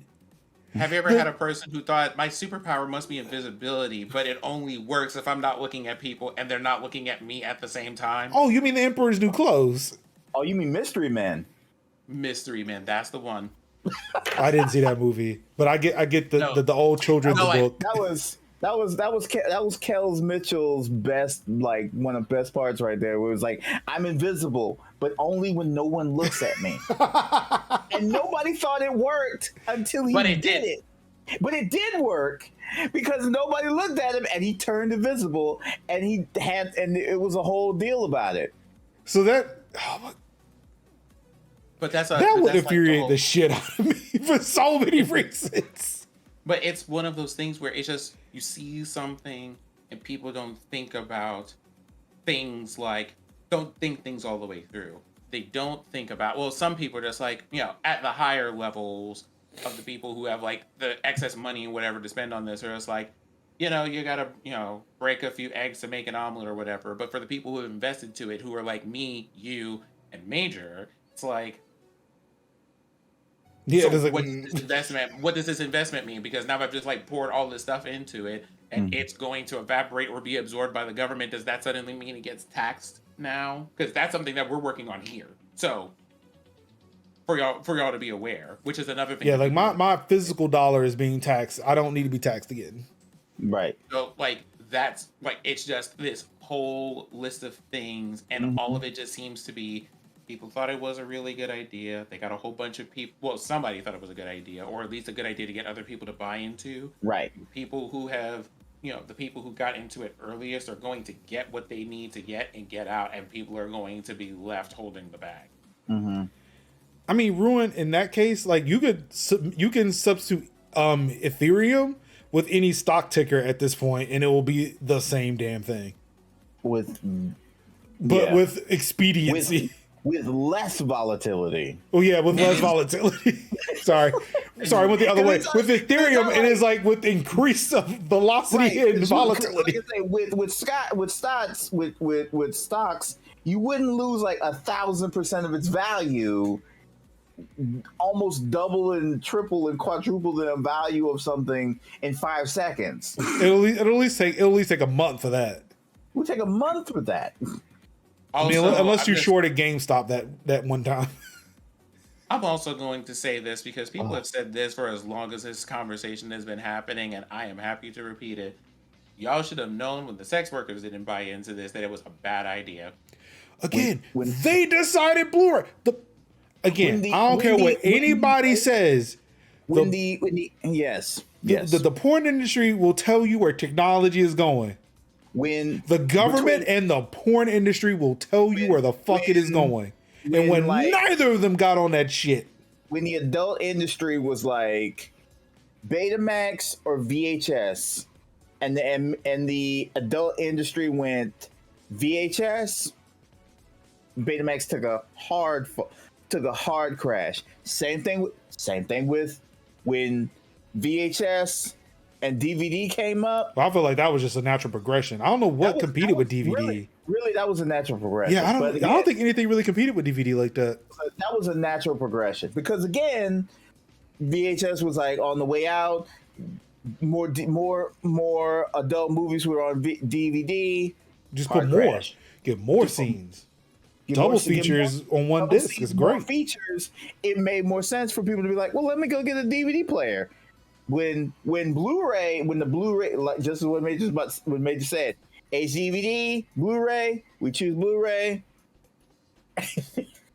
it took a dive. That's what they do. And now that shit's on streaming. Yeah, streaming. I've heard there are streaming services. Oh, I know there are. I love how you said I have heard that there's streaming services. I almost said I know. Kevin said, for the purposes of anybody who happens to be watching this program or listening at home at any point in the future, I would like you to know that through my various connections, I am only vaguely aware that these services exist. But we talked about only. There was a whole month where we talked about OnlyFans. What are you talking about? I have not partaken, and I needed to be clear that there is sin out here in this world, and I have no part of it. Look, OnlyFans exists. We all have mutuals who are on that platform doing the thing. And their names escape me at this moment. But anyway. Kevin said, "Whom are these mutuals that you speak of?" I don't know what you're talking about, Major. like the streamer Twitter beef. Okay, got you. Okay. Can we, this article that you have up, Major, can we talk about it? In news that holds the same energy as water is wet and days of the week ending the letter Y. Phishing emails are still a big danger to PC users, even in 2022. Can I just say it now? No, they are not. You want to know what the danger is to PC users? Listen, as a PC user, let me talk to you real quick. From one PC user to another, which maybe you want I'll give you the big screen. There you go. The danger to PC users is literally PC users. Yo, my God, the phishing emails mean you had to open the email and click the damn link. Stop it. We keep telling you every episode, two-factor stuff and stop answering emails from people you don't know. But Sid, On that list of things, also, don't get into unmarked white vans in the middle of the day. but Sid, it clearly can't be the PC users because I mean, MailChimp had a hack, and you know this phishing emails that are going out. This literally happened. Like, let's see, this article came out 4 days ago, so the 3rd, and this one came out on the 5th. Literally 2 days later. Y'all, please. I am begging you. And yes, inside baseball on this one, Sin told me that this one should have been a sub post of the other one. I just forgot to do that. It's not like it shows up that way anywhere else other than the Google Doc. I just forgot to do it for this one. You know something? It's fine. It's fine. Like, there. No, but yes, no shade. It's cool. But yes, I mean, clearly it's the phishing emails that are the danger to the PC users. Sid, it can't be the PC users themselves. Y'all, let me help you. Let me help you. You're in the year of 2022. If you put your pointer on the link before you click it, a note will appear at the bottom left corner of your browser to tell you where the link is going. See, it's there. It's there. You can see it. This is not difficult. If you see a link, if you see a link down there, and it's just like, hey, maybe don't. That's the thing. You can literally inspect on the link, and it'll tell you where the link is going. If you are on your phone, you can hold, especially if you're on iPhone, you can hold the link down with your finger, and it'll show you where the link would go before it confirms that you pressed the button or not, and you can choose not to go there. There is no reason for this. Mm-hmm. Facebook, like I say, Facebook does not normally. Y'all, can we talk about how social hacking is just unmatched? Yeah. Undefeated. Yeah. So yeah, basically, social hacking is kicking y'all's asses. Yeah, Facebook doesn't often say, "Hey, you can reply back to, you can do at Facebook at XYZ elemental PQRXZUT -3489782 that -4897 thing at geocities.net.com.gov.edu. .ru. That's right. I'm putting them on blast. Facebook does not have that level of things from that. First of all, why are you getting Facebook emails? Look, when I got that Facebook Protect email, you know I went elsewhere. I immediately opened up a tab in my browser and started Googling that shit. I'd be like, hold on, let me look this up. We heard the thing, and like y'all, we have like a whole group DM or whatever. Oh, like, I explained it. I explained that. No, the pull up was immediate. Yeah, the pull up was immediate. It was just like, y'all, wait, what is this? Have y'all seen this? Yeah, I told I mentioned in the show that like when I got the emails of y'all, this happened. And sometimes I might not have heard something, but that doesn't mean it's not true. But then I shared it because I thought it was funny. Like, y'all really think that my account is this special? I think that was really what we were going with. That's what that's what I sent it. But again, it said like, boy, if they really are trying to get me, this looks kind of official. But again, that's what I opened a tab and started typing in a browser. I clicked nothing in that email, and when I sent the email, it was a screenshot. Mm-hmm. I ain't fuck around. I know better. Yeah. This is also coming from the person who lets the scammers log into computers. That's fun. No, it's just. Are you scamming payback? I'm trying, man. I'm trying, but I ain't got the tools. I ain't got the tools nor the time to go that deep. But I just sit here and look at these as kind of like, watch out for these emails. Like, mind you, this is like me talking as a person who regularly gets scam emails at my day job, and I'm like, Child, I know you were lying. Hold on, security at the name of my company.com. Here, y'all, this is another one for the files. Get this one out of here. It would be fucked up if I fell for it, because especially with my job now, because I work on the mail team. Luckily, I've not seen many spam emails, but boy, it'd be some fucked up shit. You know, like, phishing emails for me feel a lot like the thing that happens when people try to get over on you for trying to, with discounts for mail-in rebates. Oh, I thought you were going with another mail topic, because I get those a lot. Mail-in rebates? No. Just talking about, like, people who, it counts on your, the benefit is this only works, or it only works out for the people who are trying to get one over if you don't pay attention to things or if you don't follow up on them. Oh. Nah, I love the emails I get where they are spoofing an alias account. So I have, I set up a lot. So for my mail server, I set up a lot of aliases that I may use to just kind of route emails to different places. And apparently I signed up for something under admin at majorshouse.com, which is not a mailing address. It reroutes to my personal account. And they're like, how? I stole the password to admin at majorshouse.com. I'm like, how? It's not a mailbox. If you knew anything, but if you try to sign into that, you would get nothing. What's the password to that account? Because I don't even know what it is, because it doesn't exist. Did you create that mailbox? No, but I'm about to pull this up real quick, because this is the kind of stuff that gets me irritated when y'all fall for stuff like this. Because I'm just like, but why? There is in my inbox at some point today, and I'm just gonna see if I can locate it. There was a email that I got today, and the email was the title, when I say that these phishing emails barely look official at the best of times, and I mean at the best of times.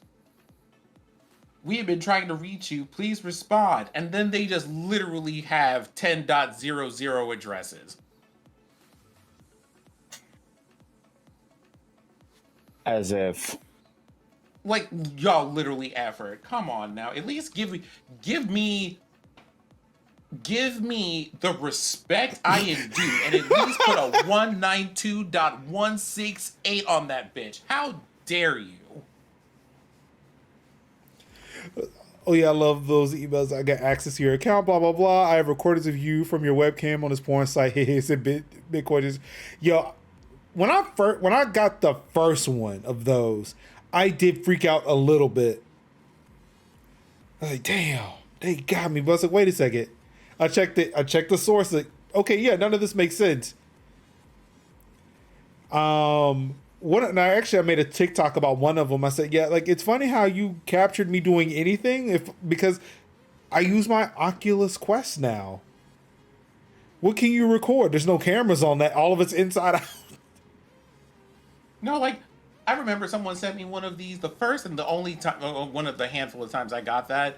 I was literally a chaplain at a Christian college. What were y'all gonna do? I would like to know what y'all were going to get. Me having prayer time, me playing Final Fantasy X, me playing StarCraft, and me studying for French homework. I looked. Yeah, at a certain point, if you were recording me, I hope you didn't fall asleep. I hope y'all had a good time. Mm-hmm. I looked at us and man, well, damn. I guess you got me then. Let me know when you send it out. I want to see. Right? Was I lit properly? I mean, cause come on, man. Don't tell me. Look, I'll turn the lights on. So what's good though, baby? Ayo. Look, I use my iPhone. I send the things to the Apple TV, man. Look, my phone, the camera's nowhere near me at a certain point. So I mean, I hope you got a good look at the ceiling. Mm-hmm. Anyway, that's enough of my personal life. Cash App disclosed a security breach impacting over 8 million users. Now, to be fair about Cash App, there's a thing here, and I feel like that part is being overlooked, is that there is a culture around Cash App that I feel is really, but is somewhat unique to Cash App in some cases, that other vendors don't really have, which are things like, I don't know if y'all have seen it, I've seen it a little bit less, where they just have whole like slews of people just being like, here's my username on this platform. Yeah, and it takes down my respect of certain people who use that. It's like, come on, it's a regular thing. I'm just like, you know something? It is gross. I'm just like, you know something? Like, I don't have anything to say to that part of things, but it's also just kind of like, you know, hey, you hacked 8 million users. You mean the 8 million people that you have like usernames for because they like have posted their username every week? Well, I mean, they would also just have that already, but the thing that, again, like this article kind of buries the lead a little bit because it's not like they were hacked. This was literally somebody fucked up offboarding. Mm-hmm. As reported by TechCrunch, Cash App is notifying around 8.2 million of its users about the breach information potentially accessed by the former employee. Somebody left the job and they did not cut off access. And then somebody, they figured it out. Somebody was, oh, I can actually still see shit. Ooh. So yeah, again, it's not so much like they got hacked. It's just the fact that, yeah, somebody over at Block, because keep in mind, this company who used to be called Square is now called Block because they're getting into crypto. Block. And, you know, our favorite CEO and yours, Jack Dorsey, wants to figure out a way to crypto mine without all the barriers, which again, my theory is, and again, Jack Attack. Again, this is speculation, one thing I don't like to do, but again, my theory is that they're going to use people's devices to do the mining. Mm-hmm. People's other devices, I suppose. I'm sorry? I'm guessing people's other devices, you mean? What do you mean other devices? Because they're using people's PCs now primarily, right? Well, no, I'm talking about their phones because there's no Cash App on PCs. I mean, I'm just like, how many devices are we trying to collect here? Because we're already using like computers in X capacity. I'm guessing you're just trying to build things that let you use other people's other devices. If you're using something that doesn't have that big of a hash rate, as long as it's not burning up a phone, as long as nobody notices, and especially as long as you're not on iPhone. Also, Jack and a number of other people in this category, please come and get him. Someone come and get him. A family member, preferably. Your cousin, your auntie, your uncle. Someone go down to South Africa and get Jack, please. Look, we will take Jack in exchange for Elon. We'll extradite Jack back to the U.S. and we'll extradite Elon back to South Africa. No, we can go ahead and put both of them in a wood chipper. I mean, I didn't say what we were going to do to them once we got him. Respectfully. Oh, no, with the utmost disrespect. No, fuck that. I don't give a shit. Here's the other thing. I don't say respectfully to people that I have a lot of respect for very often, and I will leave it at that. Respect. Well, I'll spark kick that motherfucker into a wood chipper. So yeah, please be careful. Change if you have any passwords that are associated with Cash App, change them, please.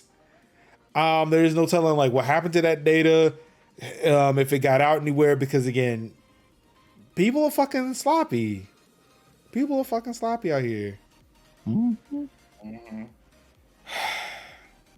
People are sloppy and trying to fuck up your bag. Don't do that. Yeah. Don't do that. You want Now, better for you. Ruin's favorite news, and I love this to death. I love this for Ruin. Windows 11's new security feature is so secure. You're going to have to move the lawn. That's our new phrase. That's Kevin and I's inside joke. We have to move the lawn. Move the lawn. You're going to have to reinstall the OS to get it.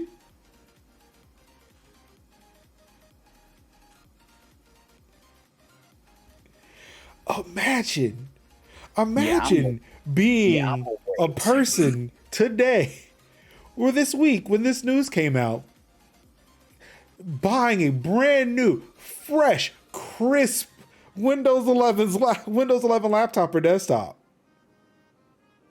You were told, hey, that new security update, shit ain't gonna be secure because you got the old shit. This is the old shit. Like Windows 11 said, but what if? I wanted to compare this to like that Fall Guys article we talked about a month or so ago, or like Overwatch did this where you had to re-download the launcher or the whole game to get like the update or whatever. But at least with those, like, it was kind of an in-place thing. Here, you have to do a fucking clean install. Let's get some information on this. Smart App Control is designed by default to prevent you from running malicious apps downloaded from the web, according to Microsoft. Since the app is woven into the OS, it keeps track of things on a process level using a combo of code signing by the app maker and an AI model for application trust to determine if the software is safe. Any app Windows 11 considered shady will be blocked from opening.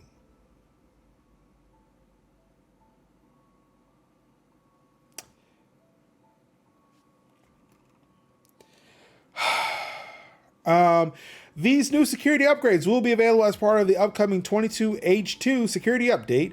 This means anyone running 22H1 or older on Windows 11 will have to do a mandatory system reset. Or you could just opt out.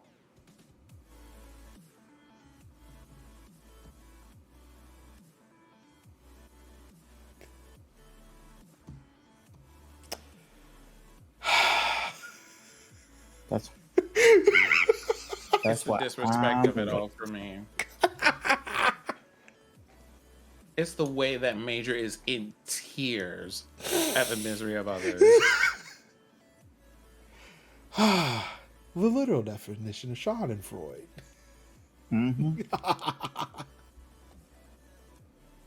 They fucked over the entire user base.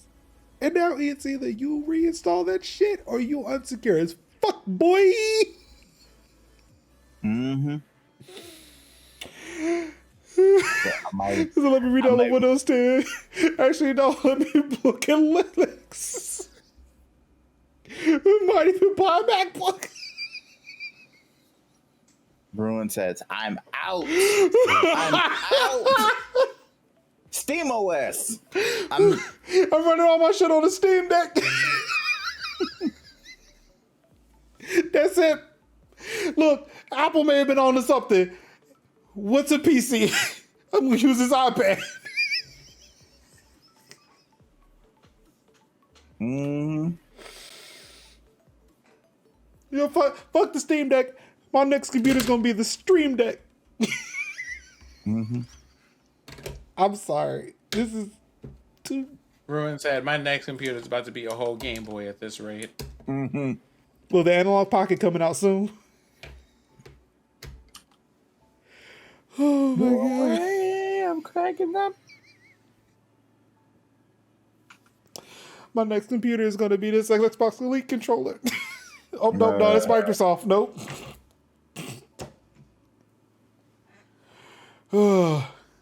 Look, I got an iPod. I got an iPad Mini too. You could be certain that Apple won't have you reinstall the OS on this. because it only goes up to iOS 12. Not even iPad OS, just iOS. Oh my God.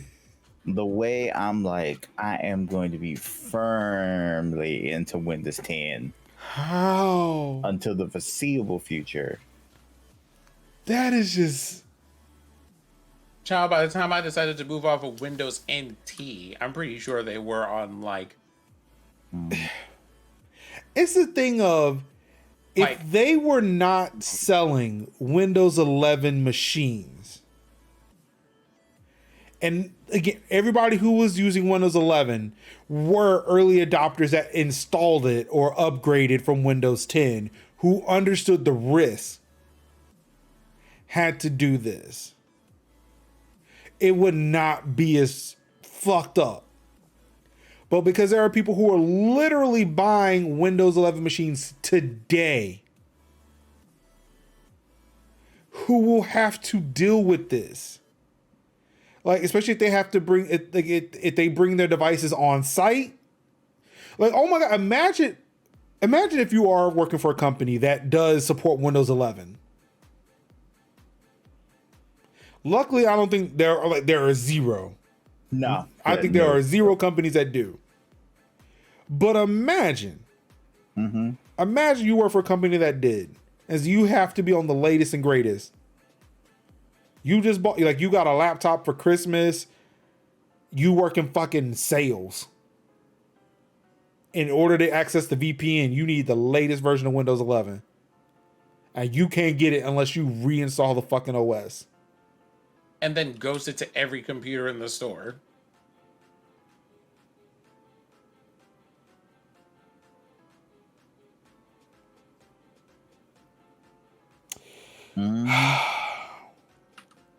Let's talk about gaming news.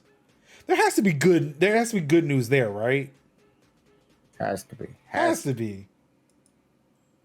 U.S. senators call out unacceptable lack of accountability for Bobby Kotick in Microsoft buyout. Senators Bernie Sanders, Elizabeth Warren, Cory Booker, and Sheldon Whitehouse. That is a name. That is a name. Also worry the buyout could damage unionization efforts.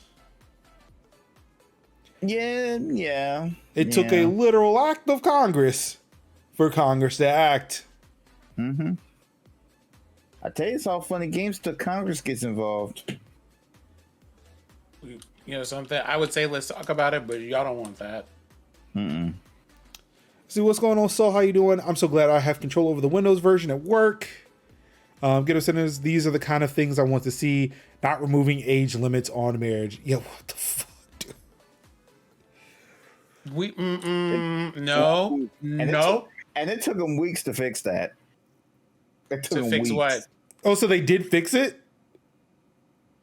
But it took them weeks. Oh my God. It was one of them like We are things literally oh. telling you that there is no age limit. Like, but this is about common law marriages between a man and, but there is no age limit. Literally, all we just want you to do is put a number there. Man, like say, this is, if I'm telling you this now, there's an issue. Maybe you might want to go back on the drawing board. Just put a number. Just put a number. Because That's all I'm asking. Because in your expressive need to try to fight one bad thing that nobody tried you to fix, you're gonna break something else that needs to hold. What are you doing? Just put a Y'all- number. Embarrassing. It's embarrassing. Embarrassing. And that was the thing. Like, when I saw that, I was like, I don't understand what the big deal is here. I was like, oh, they're just dumb and they don't see the problem. Oh. And then it was like, well, it was more or less like, well, we had to put it in there, but we didn't necessarily see the problem because we figured people would understand it. And I'm like, you are the worst. because we're telling you that this is the problem, and you need to square that away before you jump back into it, because it's going to be an issue. Anyway, I'm gonna eat my pizza snacks on that one. But yeah, so U.S. senators calling in everybody, say, hey, we need to talk about this. Just for y'all, cross the T's, dot the I's, and the J's, and we need to fix this. But in more ABK news, fuck it, we're lifting the vaccine mandates. We're going back to work. If we can't snuff out the unions, we'll just kill you. You know something? I'm just gonna wait for the other half of this shoe to drop. I'm waiting. Oh, you mean that wait. Oh, Riot also did it. Oh no. I'm waiting. But I'm just saying it. But I mean, it seems like it's a trend, Sin. It seems like the longer that people wait to bring people back into offices, it just gets worse. I mean, I can't see this getting better, Sin. Oh shit, it did. Gasp. It's almost as if, the employees at the company do indeed hold the power, if they so believe that they do. Activision Blizzard ends, then quickly reinstates the employee vaccination requirement. What do we always say? They fucked around, and they found out. You were weighed, you were measured, and you were found wanting. I don't know what to tell you. Tell them the good news, though. The lead that they buried in this article. Oh, that I didn't see, but Oh,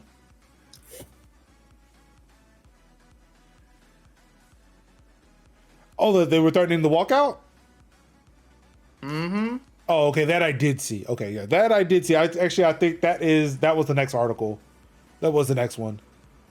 Because basically, here's what happened. They were just like, we're removing these mask mandates. And the employees were like, the fuck you say? You're going to have us in this office like this? You know what? How about this?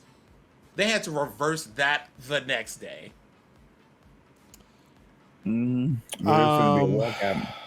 Because they were like, dropped, I believe in the article, it was these things were dropped on a Thursday and they were reinstated on a Friday. Because I want to say that the article was shared with us Thursday night while we were playing State of Decay. Yep, they turned that right.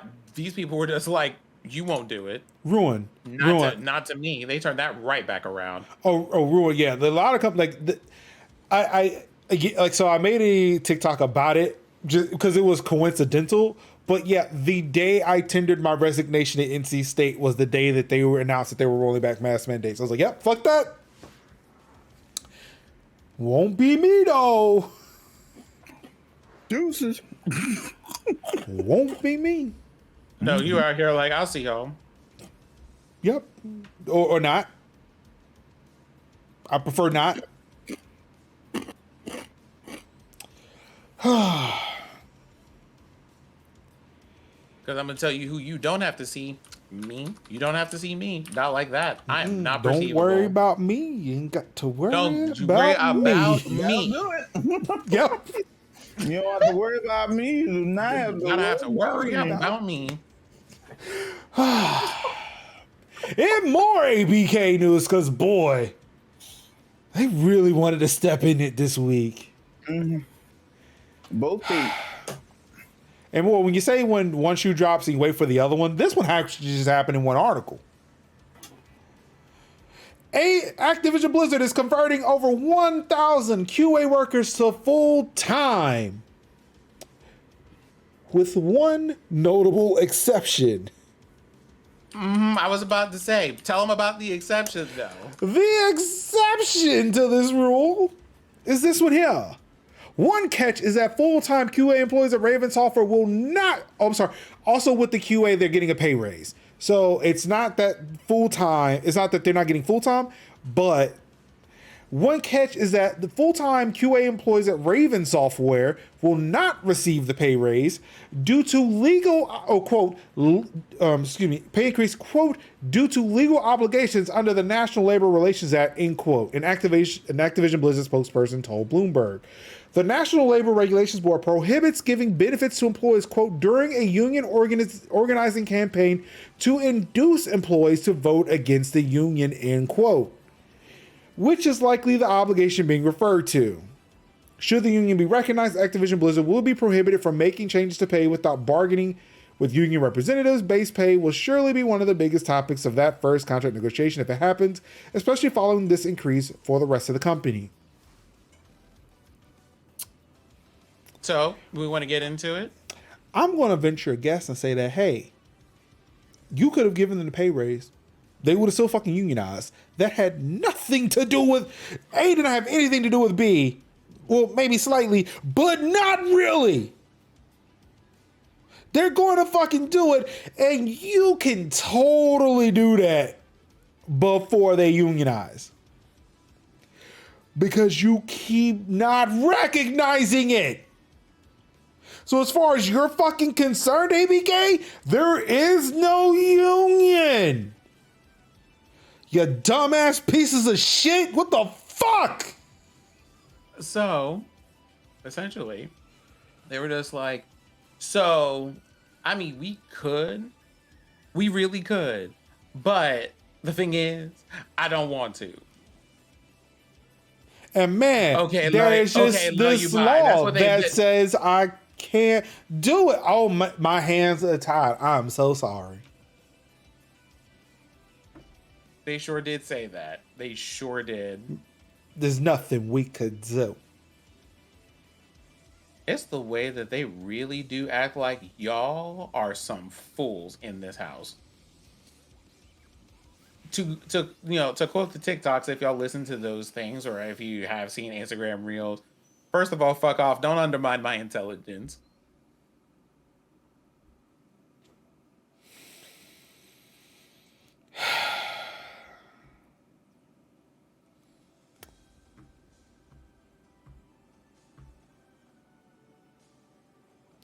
Also,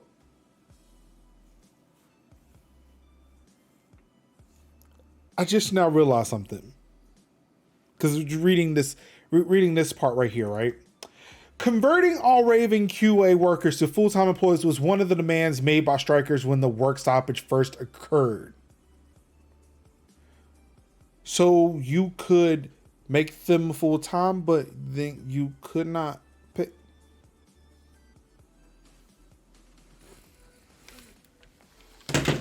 I fucking quit. I fucking quit. Going to fuck home. I'm done. So what was it that we're quitting here? I just want to be clear about that. The fuck is this bullshit, man? The math ain't fucking mathing, man. What the fuck? It isn't. It sure isn't. I'm gonna need to add a bot to this chat to count how many times I dropped the F-bomb on these shows. Well, I mean, because it's just like, it's just at this point, truthfully, it's just straight up embarrassing.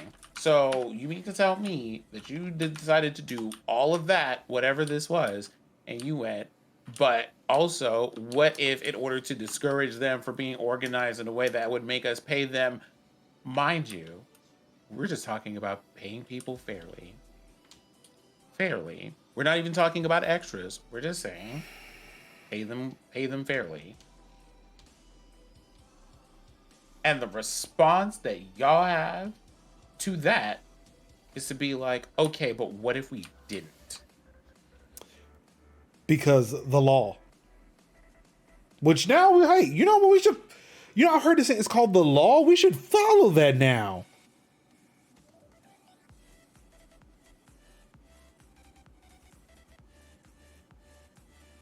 I mean, it seems to work selectively for a lot of people who look like us. Yeah,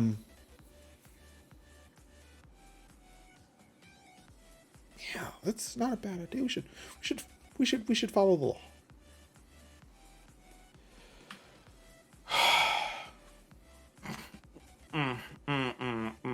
Thoughts, but you know something. Once again, let me mind my business over here. I got good news though. I do have some good news. This should hopefully be some objectively good news. Unreal Engine 5 is out. We can get good looking games. It's great. It's fantastic. And apparently, if you download the engine, you get some free games, like free little demos. Get a little shooter thing here. This little demo shootery thing. And you get the city part of that Matrix Awakens demo. You don't actually get the Matrix Awakens, but you get the little city part, which is kind of what I'm interested in, because I want to see what that looks like on a beefier machine than my Xbox Series X.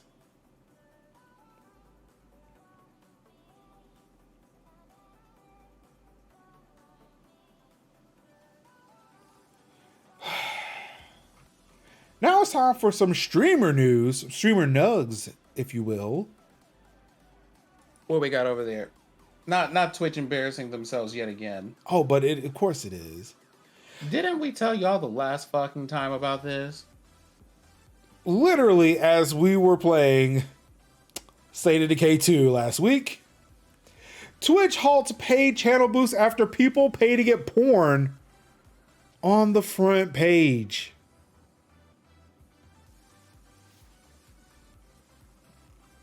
Let me log for this real quick.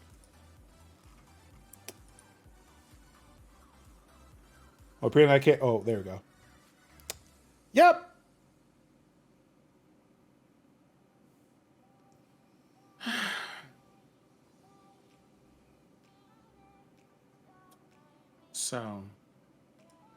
So we're back here again. Did we ever leave? It's the thing where We never left. We've been here for years. I want to put this as a pin right here for us to refer to, like, at all times. There is a point at which, you know, there are some things that may occasionally be up for debate, but, oh, Soul, you want to know what? There are plenty of people who are surprised. Namely, the people at Twitch. Nope, there are plenty of people who are surprised. Guess what the common denominator is?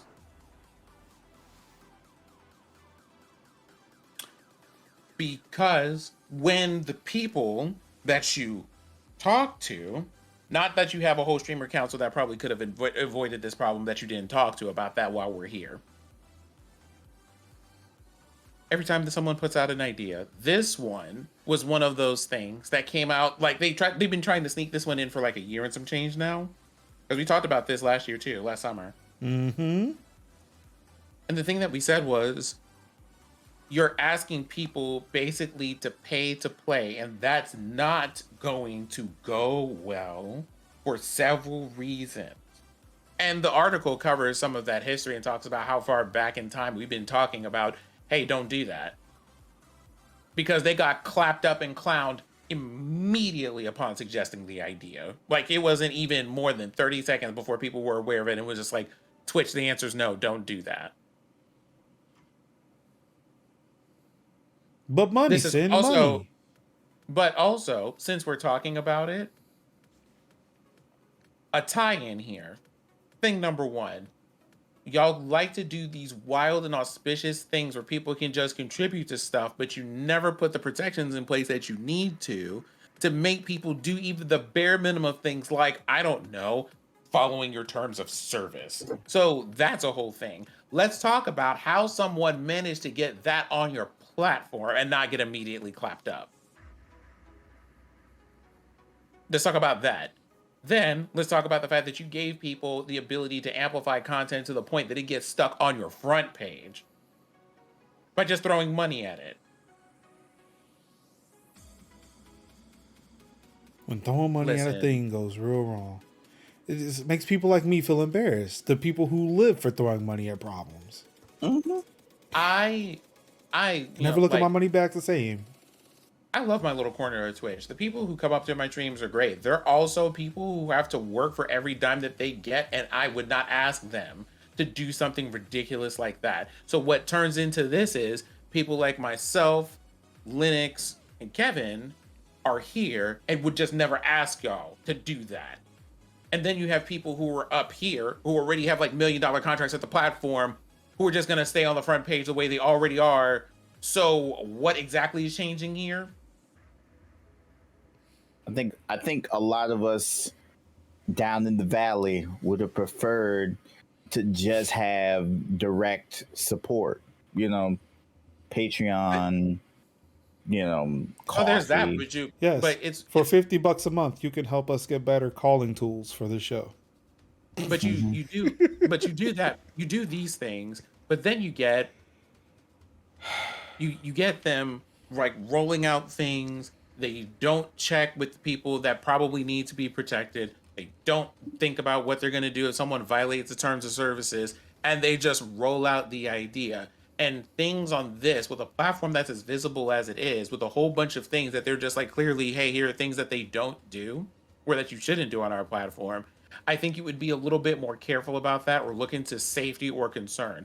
It's the same song and dance that we've been talking about basically since I've been on the platform, being like, y'all keep rolling out these features, but you never think about the people who are going to misuse them until they misuse them in a way that's significant and egregious.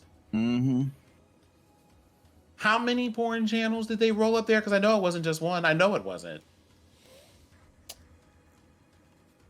Does it say? Because if you're it not says worried live about... channels, but doesn't give a number. Yeah, because I mean, if you're like, all right, moderation tools, make sure porn's not on the platform. That's the important part of the thing. Why ain't y'all doing that? Like, they should have tools in place that, these channels are getting enough views or promotions that they're going to end up on the front page. We should look at that. We should have like, look at that. Like, Denny, go look at that. See what that looks like. I mean, and it's March 30th, and according to this screenshot, it's above the fold. Above the women that they were supposed to be highlighting. Mm-hmm. And above the black people, they should have been highlighting the month before that, but let's not. Probably above. And probably above the fold in June as well. We're going to keep it band bucked up. And see, it's one of those things of being like, as a matter of protocol, it seems that the thing to do would be, hey, we're going to release a feature that's going to make a whole bunch of things really, like, very easily visible to something. First thing, it should probably be rolled out to a limited and specific amount of test people to avoid problems like this. Which it was. And these were porn channels. You do, again, they've been doing this since like early to mid last year. That's why we've been talking about it, because they've been rolling out to smaller channels. So when I say that was the Band-Aid of the open wound that was discoverability. Right. Yeah. And it was basically just, hey, here's another way. How can we slightly fix discoverability and get more people to pay us money? Yeah, I'm sorry. Looking at this, right? It would be things like, at the very least, it would be things like, okay, so we tested something. This wasn't we decided to just end this program. We started a new program that was basically the same thing. We didn't do any sanitation checks, any cleaning. We just pushed the live button. I don't know. Okay, y'all do that. Yeah, it was like a gradual test phase process. Yeah, it was tested before it was pushed live. Right. It's just that the day it was pushed live to everybody after the fact, that's when shit hit the fan. That's when shit hit the fan. Because when the problem is the problem, and the problem is generally the problem, that's when it's like, all right, open the gates for everybody, or just even open the gates, or even, and if we're literally saying, but what if they put adult content up there, and then they did that, and then it was a problem. I mean, to be fair, we did shit. cover a story about a month ago saying that everybody who was working and developing on Twitch does not actually understand the Twitch community, and we can sit there and like it was more like they don't understand the community, they don't understand what content creators want, but it is also the other side of they don't understand the fucking shitlords that are on their platform too. And that's well, here's the thing. When I say they don't understand the community they have, I mean, me particularly, I mean all of those things. I mean, it's a thing of like they don't understand the things that people who are using it legitimately are asking for to make it a better place, but they also don't understand them fuckers who are ruining it for everybody else, and the reason why we're asking for shit to fight those motherfuckers. Still, by the way. Yeah. Like not even asking about them. Still, we're on like year number 2 now of still just asking for, and now they're just coming from a whole nother platform. Like, but it's things really like, honestly, I don't think there's much they can do about that. But like that one, I understand like where people were like for those of you who are following along at home, there was a situation toward the end of Women's History Month where a number of people got on that were basically like all the horrible racist, sexist, all that other stuff. People that you would expect got on another platform, started like taking their streams, going onto Twitch and like streaming, like looking at other creators on the Twitch platform and then sending people over there on Twitch to like raid them, and people had evidence of the fact that people were doing it from that platform. But it's one of those, I understand that y'all are upset, but I don't know what ability Twitch has to just like walk into someone else's office and be like, okay, well, we're shutting down your platform today. I can see them wrapping them up in litigation perhaps, but that's about it, you know? Mm-hmm. But even then, like, there's not much they can do. Like, the thing is, they can maybe stop one platform from doing something, but they can't stop people from being awful, and that's the problem. Mm-hmm. But when it comes to things like this, you'll be like, oh, surely this is a good idea. And we're just like, there are great reasons, even if you're being decent about it, that this is going to be a problem. But also, like, y'all need to understand people will do terrible things if you give them the tools to do terrible things. I will say, though, they were more responsive about that issue than they were about the people on their own platform, though. Mm-hmm. Because guess what? They can attack people who... Yeah, because they can attack people who aren't going to hurt them eating.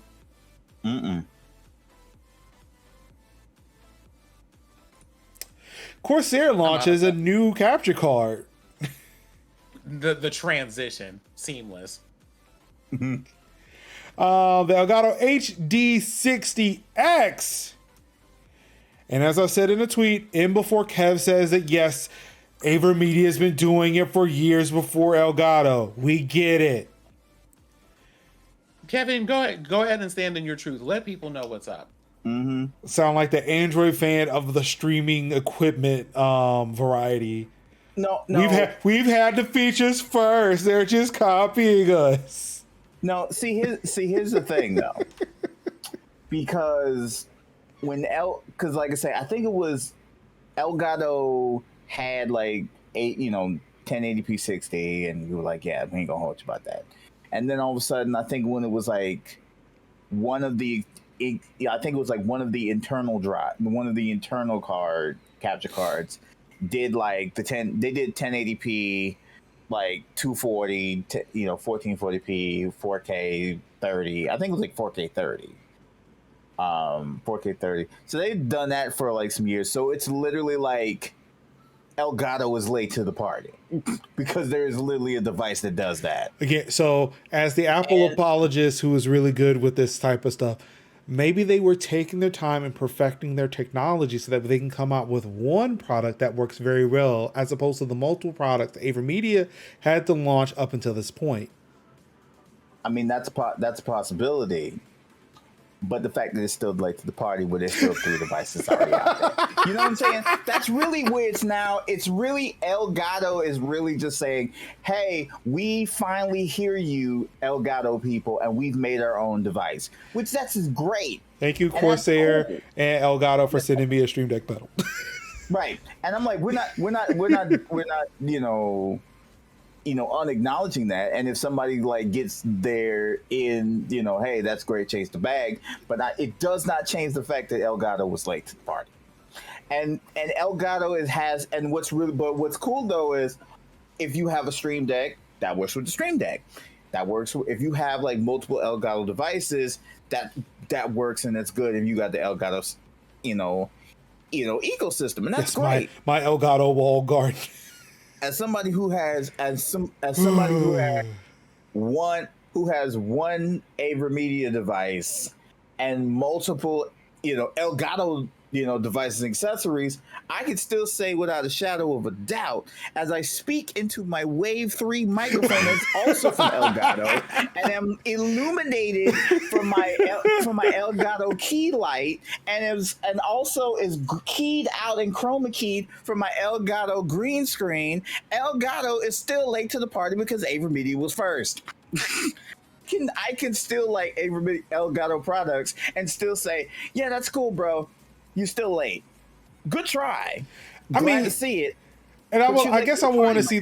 Somebody actually did release a review of it. And I need to go back and take a look at it because I want to know how it actually compares to the AverMedia stuff. Yeah, I would like that too. I would love to see that Epos Vox video. Yeah, because it's a thing of like, sure, because it, like I kid, but it's honestly the way Kev came out that day, because I didn't know that Elgato announced it when Anka was asking. Right. So it was like, oh man, this is new. And then Kev came back like within seconds, but AverMedia's got like 20 of them out already. I was like, damn, like nigga, like slow down. It's like 3. But like, he came out with that Android fucking energy for a second. That's why I'm giving him shit. I was basically like, keep it a buck. I was like literally saying, keep it a buck with you. Yeah, that's what I'm giving Kev shit, because it was real. And is that whole issue I got with Android fanboys where it's like, Android had it first, like, I don't give a shit. I actually enjoy my iPhone. Let me live. And that was my thing. That's why I mentioned it. Yeah. And you see, I mentioned it in the Discord talk space. And so Major said, "Oh, I'm gonna take this talk space thing. I trust that shit in the public." So now I'm basically like,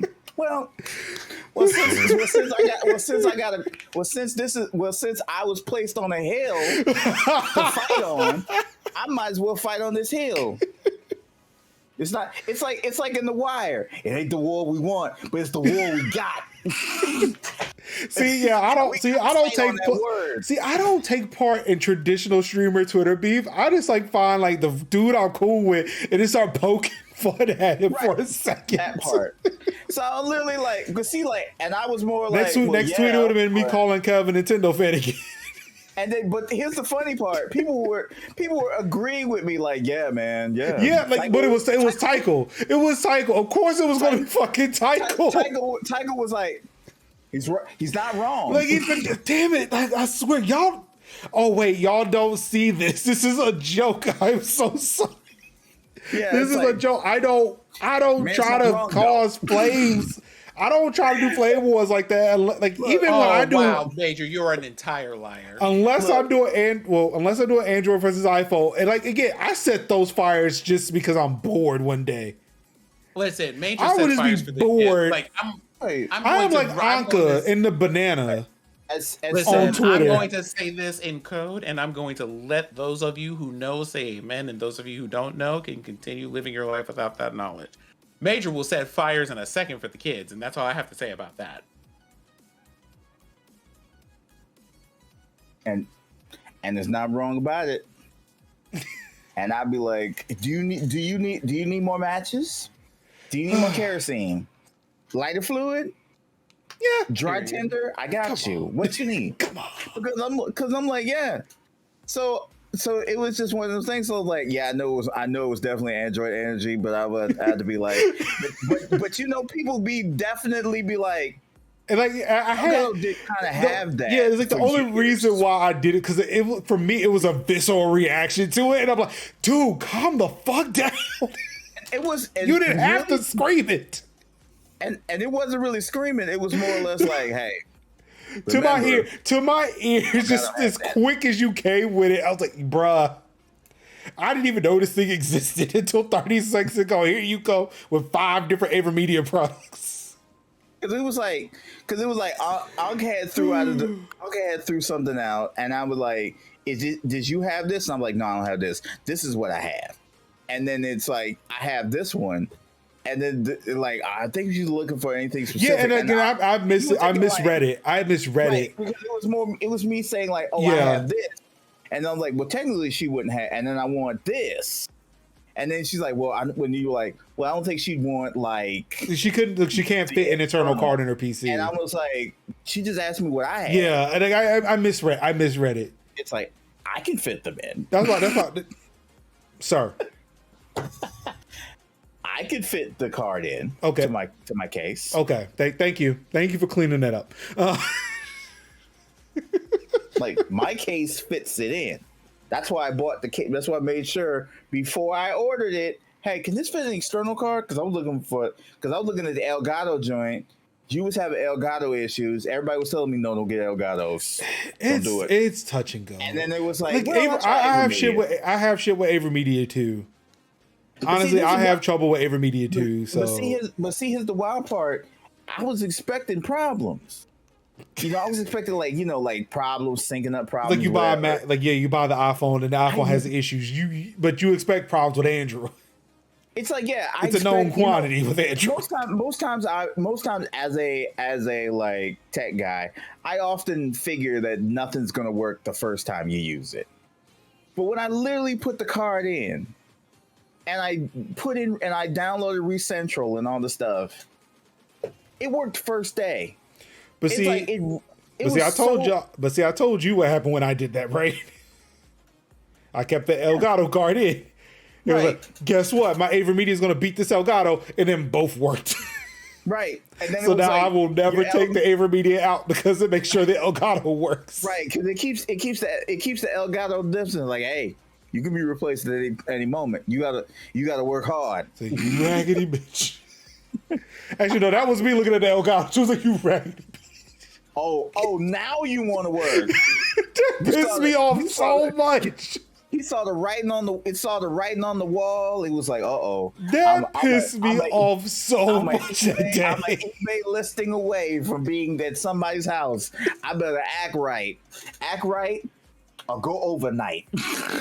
Oh, my God. So, yes, with the literal plethora of internal and external AverMedia cards I can capture for 4K 60 with HDR. This is Elgato's new external capture device that can do that for the new consoles. Retailing, I think, for $200, if I'm not mistaken. Yeah, about $200, yeah.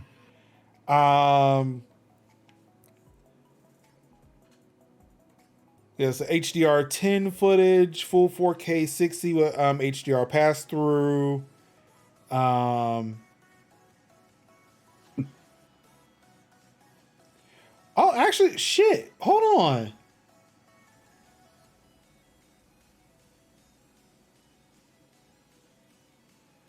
Actually, no, this is... Oh, it's a 1080p 60 FPS, 1080 60 for streaming. Oh, so this only does... Hold on. Ooh, okay. Either they got the specs wrong, or I may have read the specs wrong. I think you might want to check on. Yeah, Elgato's I'm gonna go to Elgato's site because something's not right here. Because this thing seems like it's lower than it actually is, or what I thought. So does variable refresh rate 4K 60 HDR 10 pass through? Oh no!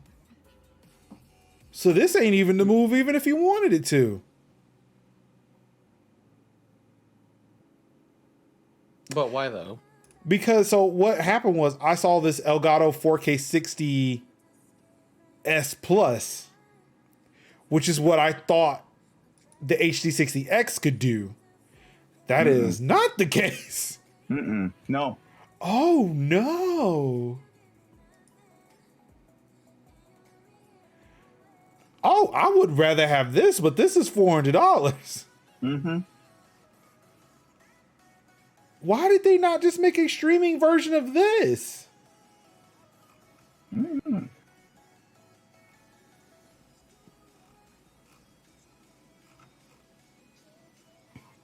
And I get, like, I mean, with it being all internal, all the hardware and shit, like, I like that, but Yeah, it's just like I'd it's rather more or have the less- internal card. It's so much cheaper. Mm-hmm. Find my capture card. Look that. Let me double check. Let me double check that one. I'm gonna look. Console, Windows, PS5, desktop.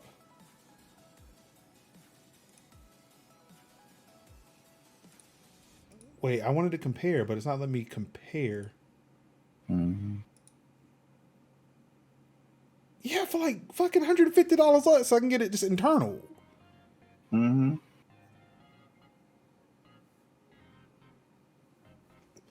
See, again, as somebody who had, and I'm gonna do what Kevin did here, as somebody who also is talking to you in a Wave 3, who's using the low profile mic arm, who has 2 Elgato key lights mounted, who is using the master mount system to hold my Canon M50 Mark II, or Canon EOS M50 Mark II, which is capturing its which is having its footage captured by a Camlink 4K, who also has a 4K 60 Pro installed in his system, who's using a Stream Deck, who also has 2 Keylight Airs in the other room. Forgot about the Stream Deck. And another master mount system set up in there. Mm-hmm. This shit's way too fucking expensive. Yeah. And Kevin just looking at you like, but you could have just had AverMedia. Again, Kevin's in the same boat as me. Like, see, that's I what I'm saying. also have the one AverMedia card in my system. That's what I'm saying. Like, I have the AverMedia card in my system, but it's like I have all the other Elgato things. And Oh shit! I forgot. And my Elgato Stream Deck pedal. Right, and Stream Deck pedal, and probably might get a face cam, and probably gonna get another. You maybe? Yeah, I'm good with my Cam Link. I mean, see you. Yeah. you're good. Me. I mean, the might. Cam Link costs more than. Does it? Hold on. Right, and then yeah, you know, you Cam Link and whatnot. Cameras, Cam Link 4K, See, I would have to buy- 129 as opposed to 169. Okay, so Right. yeah, like this one USB motherfucker Yeah. costs almost as much as the fucking camera itself. Mm-hmm. Yeah. Plus it actually keeping the band buck with you is USB type, is regular good old USB 3.1 possible. Just plug it into a port and you're good instead of having to get a dongle. But keep the band buck with that. No, I think that the cable. I think that you can use USB Type A with this one because when I with the face tweeted, cam, because when I tweeted about the Stream Cam, the Logitech Stream Cam, your boy Lieutenant Zonda or whatever on Twitter, it was like, yeah, you could, change the cable on a face cam. Yeah. Yeah. Well, okay, fine. Yeah, I could do that. But guess what? We're beyond that point now, sir. Yeah. Yeah. Decisions have been made. And they were the Decisions have wrong been ones. made. Sure, they were the wrong decisions, but decisions have been made. Yes. This does me no good now. Yeah, so most likely a lot of us are in that boat where it's like, yeah, we like AverMedia, but just not that. Maybe not that, but these, but not that. Oh my god! So that's really what it came down to. Yeah. It's like everything else, sure. That I don't know. You Yeah, know? it like the hardware for it. I do like sturdier hardware. So like the mounts, the arms, they're great. The lighting, I'm pretty sure you can get less expensive lighting. Almost like literally anything with a chip, you can probably get less expensive. Mm-hmm. But yeah, like when it comes to like the master mount system for the camera, my mic arm, I don't trust any of the others because of like you go to Amazon, it's like weird part from God knows where. Right. And it's like or like you got newer, but like I've got some newer shit here and it's like it's hit or miss. Because banding the buck with you, I probably would have been like, all right, do I go master mount and newer light, or do I go do I just say master mount with the key lights, or key lights with the with a less thing, whatever. If well, unfortunately, they don't sell the lights without the damn mount. Like I say, that's the thing. If Brittany hadn't been so awesome and bought me this key light Air, I would have been thought about it. Yeah, I mean that was me too. But now it's in my house, and now it's on my desk in my house, and I love it. And I'm like, I just gotta give me another one of these because these are so cool. And see, and that was me too. Cool. And that was me too when I was setting up the unboxing table. Yeah, you, Brittany. Mm-hmm. Like that was me with the unboxing table, where it's like I could have bought newer lights, and actually I bought tripods for other lights. But then I sat and thought, I said, well, if I want to use these as lights for cameras, if I'm sitting in another place, I like how Elgato's lights light me. Mm-hmm. Because I spent the money to get these key lights. Right. And I like how they work. Right. I have the money where I can buy more of them and I actually trust it. So I will I will put that money into it. Right. As somebody who isn't me though, I'm not gonna say, look, I like the key light. It does wonders, but this may not work for you. You may have to go somewhere else. And that I understand. I'm not gonna chastise somebody if they go with a cheaper option. No, it doesn't make sense for me to do that. Of course not. Of course not. But yeah, like for me, it was a no-brainer because I like the way these lights work. Right. And just the portability of the Airs.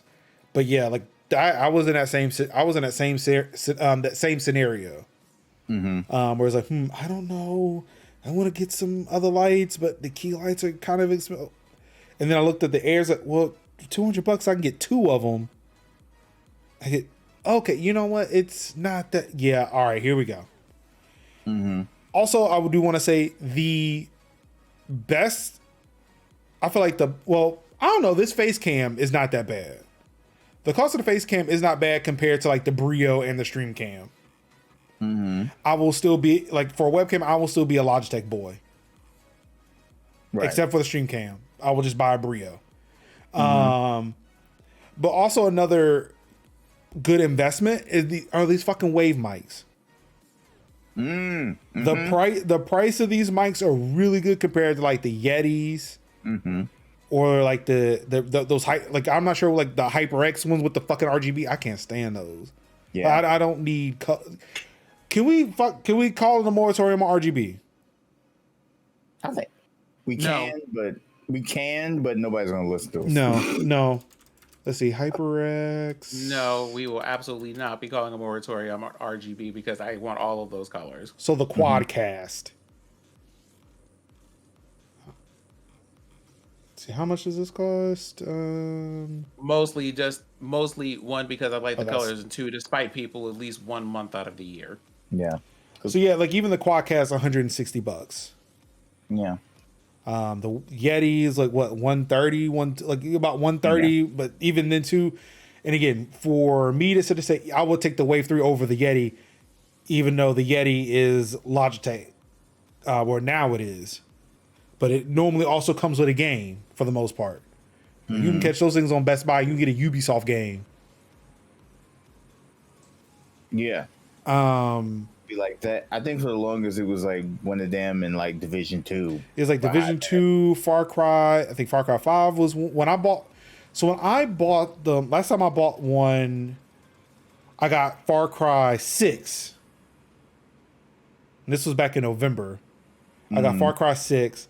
The last time since then, when I bought a Yeti, I got Far Cry 5, and then I gave it away because I'm not playing American Cult Simulator. Let's see. Got the last pair of sticks in the entire show with no RG. Ooh, I'm sorry. Oh, and even this HyperX Quadcast is $100. It's on sale. Normally retails for $140. Which is saying something, seeing as that the Quadcast S is just $20 more. Excuse me. That says a thing. So yeah, like Elgato does have some decent price stuff. But yeah, when it comes like to their capture equipment, yeah. The capture, their lighting, I would even say their sound baffling, it is, yeah, no, that's too much. It is too much. Yeah, it's a bit too much especially when you asking someone to invest in that. Yeah. As if it's like your main like gig. And it may be, and it may be a lot of cheaper options. And I'm wondering if it's because like with webcams and microphones, there are enough of them to where it has to be priced competitively. Whereas capture equipment, there aren't a lot of options. Right. And I'm going to be honest too, because I feel like that's one thing a lot of people aren't, especially when it comes to pricing of these things. There could be a possibility that I just do not know how much that shit costs to make. And that it may not be marketing. It may not be an upcharge. The fact that there is processing happening on these devices that may warrant the additional cost. Because I don't know what it would cost to make this. Right. But it's kind of hard to do that when, again, there aren't as many devices that do the thing you're looking for. Right. It's why Apple can get away with selling you a $1,600 monitor. And if you haven't watched MKBHD's video about that, like it's great. these stats that they are saying to justify the cost or the existence of that monitor is like the most random thing that somebody would have to be looking for at that price point. And It's sure, yeah, it's like, and sure, if something else like that exists, it may be more expensive or it may be the same price, but you can get better monitors for a fraction of that cost. Like I think, well, because there will be no evidence of this video existing. I can say that when we were talking about the Mac Studio when they announced it, I had said like, yeah, I'm sure we could get that monitor, but it seems dumb. I would just get I would probably buy another one of my 32-inch monitor. This 32-inch monitor I got.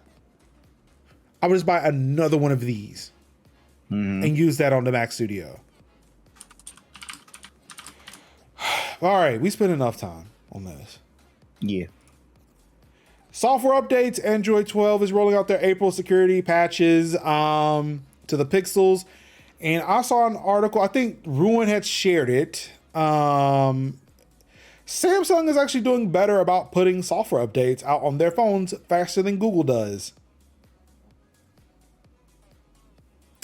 So yeah, if you have a Samsung device, you probably have updates too. I almost bought a Samsung Galaxy S21. I almost bought one this week. Okay. But I was like, no, I have 6 months left on my Pixel 4a. I just want to. I'm a hold out. I said I was gonna get a Pixel 6 this last year, but I actually am probably gonna stick to my guns, get a Pixel 7, and maybe just make that my work phone. That's a good idea. Like I like what it's doing now. Because I had a couple of TikToks about the work profiles with Android. I like how that works. So I'm like, well, shit, I can just make this my work phone. If anybody needs to reach me, they can call my work phone. I don't need to give them my personal number. And it sits at my desk. So I will get calls from 9 to or 8 to 5. Right. Oh, shout out to Young. He shared on Twitter, I think this weekend, he got some updates, and I was like, okay, you gonna slide some my way. We said he was due for some updates, and he couldn't afford any more, so he couldn't send me no Samsung Galaxy S22, so it's okay. I feel you. Understandable. Yeah. And Game Pass updates. Life is Strange True Colors coming to Game Pass. Along with Cricket 22, MLB The Show 22 again. We did not talk last week about the thing that happened that Sunday before, but this MLB The Show coming out on Xbox as a Game Pass title feels like Microsoft walked on a stage where Sony was delivering terrible jokes and did a thing. Chinatown Detective Agency PC Cloud and Console on April 7th today. Dragon Age 2 coming to the cloud today. Plants vs. Zombies Garden Warfare coming to the cloud today. Star Wars Squadrons coming to the cloud today. Life is Strange True Colors PC Cloud and Console on April 12th. Panzer Corps 2 for the PC, April 12th. The Dungeon of Naheulbeuk 2. That sounds like it sounds Egyptian, but not really. I don't. Right. The Dungeon of Naheulbeuk 2 for the PC on April 12th. Lost in Random PC Cloud and Console on April 14th. And of course, later on this month, we'll get the second half of the Game Pass list, including what's probably going to be removed. Right. So, quick aside about Plants vs. Zombies Battle for Neighborville. You need to take time and look at the official trailer to that game. There is no way in God's green earth that that trailer's music has to slap as hard as it does. Haven't we had this conversation before? I think we have, but we're having it again. I really, truly, because I listened to it before, and I was like, this has no right to slap as hard as it does. No right. So y'all take time and go check that out. Let's see here. Soul says that he is looking at a Motorola Razr 5G or a BlackBerry Key 2. Myself use a work provided Google Pixel 4a and a personal Samsung Galaxy A5 2017. The Key 2, that has to be an older device though, right? I feel like I remember that. BlackBerry Key 2.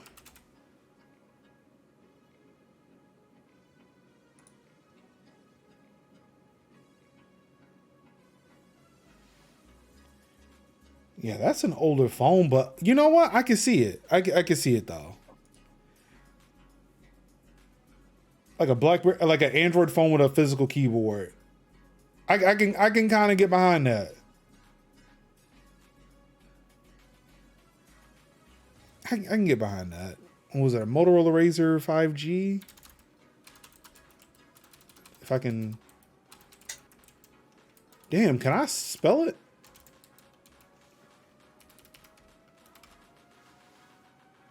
Okay, so this is the folding one. I looked at. I kind of want the Z Flip. And as a matter of fact, I do, because I think when they announced it, I kind of lost my shit just ever so briefly on the show one day. But part of me is kind of over the flip phone thing now. And I even though I still look on Google Fi does sell the flip, the Z Flip. Your grandma has the Z Flip. Okay, grandma has stunned. Oh, hold up, what's good? All right, gentlemen, we did it. We made it to the end. That's it. I got nothing else for you. So what's going on with you? how's your week been? What's going on next week? I mean, don't everybody talk at once. My week is good. Got some much needed lawn care going. So, I've been doing my lawn mowing, and that has been indeed good. So got that done. Probably gonna do some more next week. Uh you know, outside of that, just been cleaning and organizing and whatnot. And enjoying the process. Outside of that, nothing too major. Nothing too major. That was about it. Sin, what's going on with you? We have revived an artifact. Is that a cassette tape? Wow. Think about it. We'd still be on 8 tracks if it wasn't for the adult industry. No, not really. So, a couple of artists, especially if they're in the lo-fi genre, have been making like cassette versions of the stuff that they have because, the nostalgia and the throwback is what they live for. So, through some interesting means, one of my coworkers found out that my company made like a whole bunch of company branded cassette players for whatever reason and never gave them to anyone. So they just brought me one. Just sitting in a warehouse. Like, we should do something about They were this. just like randomly sitting in a box in our office. So they just brought me one. So now I'm ready to just like play lo-fi tunes in the most analog way possible. Hey. I mean, what was vinyls and now cassette tape? Look, it's just coming back. We all for a the vinyls are over here. I have vinyls, but you can't put a vinyl in your pocket and walk down the street. So I mean, I feel like it's like people say that this is a thing, and I feel like it's true that once you get to the end of your 30s, you pick a thing that you collect for the rest of your life if you haven't by then. And for people, it's things like gadgets, watches, or cars, or things like that. And I suppose mine are like musical things. I am scared. I think about that. So what is going to be the thing I'm going to be stuck on? And it's like too many expensive shit I can be stuck on. I can't do this. Yeah. But I like collecting like music or whatever. So I'm ready to just have a place where I just walk out and do all the stuff that you see people do on Instagram, where they have like a record playing in the background and you can hear that little bit of crackle while they're doing like sun salutations and yoga in front of the patio window. That's the life that I want, apparently. Aside from that, it's trying to get stuff organized. We're coming to the end of the season of y'all filing your taxes and things, so that's also a thing that we need to do. If you haven't done it already, it'll be due in like a week and some change. I'm bitter about things I found out about that, but all I can say is this year I didn't owe. Well, don't worry, they'll tag you later. They always do. I mean, it was education. My wife went back to school for a bit, so that's what helped. So I got notes I have on some like design stuff I want to build and like small like stream upgrades and things I want to do and games I want to play because I have Monday off. So for those of y'all who've been paying attention, I do a lot of tabletop games when I'm not here.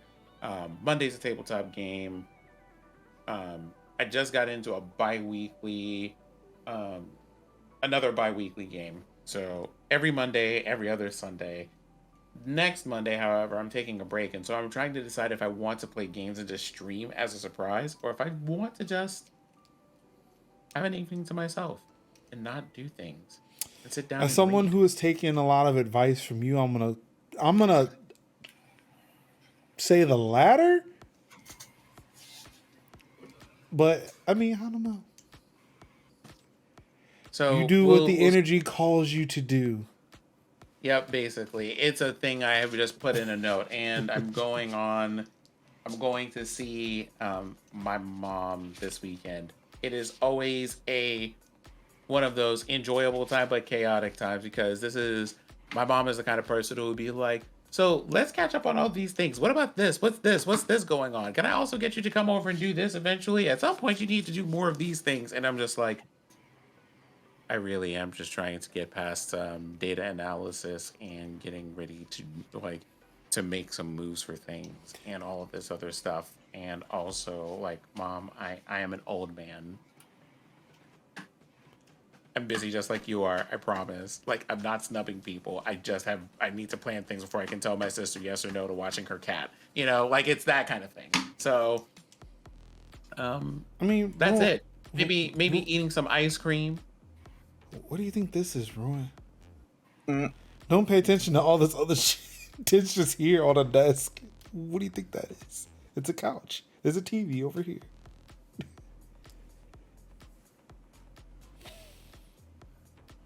Just saying. There are definitely not bookshelves of Funko Pop somewhere that I collected for all of 2 months. Well, okay, now I'm bored with this. So, Ruin, you would be happy to know. Mind you, I collect vinyls, but I also have a record player. Like, it's not like these are not idle things. Like, we got Anita Baker back here. Anita doesn't sit on a shelf. That's not how that works. Oh, no, I'm sorry. There is bookshelves, but there's only one shelf with the Funkos. There's like 5. There's like a total of 5 Funkos on that shelf. Oh, I didn't get... There are controllers, a couple of empty boxes, but yeah. For clarity, I'm very much... Like, if you want to know what kind of vibe I'm on, Ruin, like, if you've ever looked at minimalist, like, designs for apartments and housing and architecture and furnishings, it's just like minimal elegant shit is the kind of stuff that I like to do. I didn't get these vinyls to collect them. I got them to open them and put them in the record player. Same thing I got these cassettes for. It was, I guess I might as well buy these cassettes because I have a cassette player that I want to use. Like, if I have things and I start using them less, or I stop using them altogether, I rehome them. I will take them to a thrift store and give them to people that I know will want them or use them or what have you. But we don't keep things in the house. It's something that that one of my roommates constantly chuckles about. Is just like, I can't keep you from getting rid of stuff if we tried, because the moment that you decide that you don't need something, it's gone. Yo, Major. Yes. Oh, okay. You stopped being perceived. I was like, what's going on? Yeah, because it's on my Trello board. It's on my Trello board, but the rehoming process of some things have been delayed. Oh, I mean, and that's fine. And some of the stuff, like... because I haven't wanted to leave my house. I think it would be safe to say at this moment, if I were to just pack up the stuff that I own and leave, it would probably not take me much longer than a day to like pack it all and put it in a truck. Like, I don't have a lot of things, but I have a lot of things that I really like.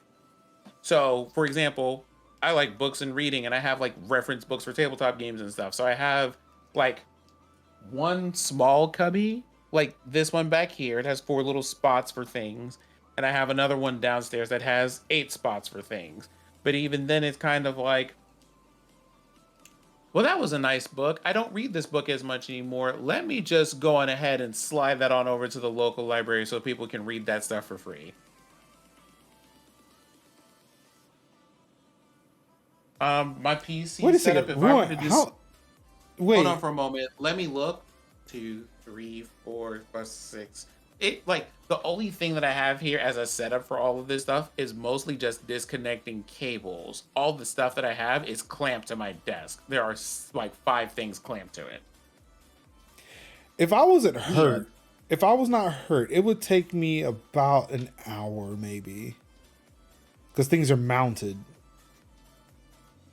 Yeah, a lot of stuff that I have over here are just things that are mounted Yeah. to like a pole of some kind. But I've had to get to a point where it's like I need to make sure, like, because I take my PC to events because I'm streaming or gaming from it. So like I've had to make sure recently that I can just unplug the PC from everything and just leave anything that's mounted.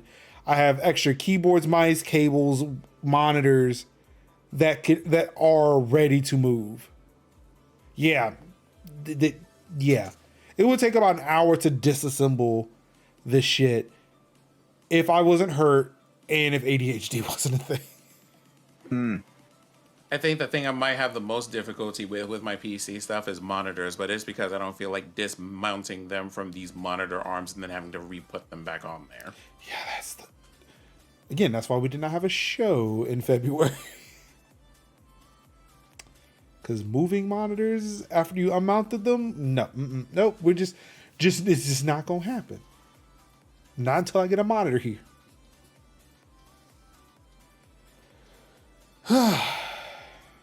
Anything else? Nope, that's it, really. All right. So let's see here. This past week, I did stream at least one time this week, and it was fun. Finally caught up on uploading some stream archives. Still got some other stuff I need to do. Sunday, I went to a family reunion. Some, like I mentioned to Kev, like some of these people have not seen me since I got married 9 years ago. So Ooh. there were some people who have followed me on Twitter, Facebook, LinkedIn, whatever, and was like, "Oh, you're doing great things. Oh, wait, you have this camera. You should take photos," which they didn't say until halfway through the event. So it was one thing where my wife today mentions, "You seem like you have a lot of pictures of your immediate family and not your extended." That's because nobody told me until halfway through I should take pictures of everybody. I was respecting their space and their privacy. But through all of that, they wanted to set up a website so that way they can kind of have the photos from the event. So I stood up something for them yesterday, or no, it was the day before. It was Tuesday, which I'm pretty happy about. It is a thing of using my talents for my family and having them actually see the things that I've been doing over the past few years, especially when a lot of them was, "Yeah, I remember when you were like knee high to a grasshopper or some shit like that. And now you're doing great things." Like, well, yes, here's one of the things that I can do. Isn't this amazing? You should definitely support me.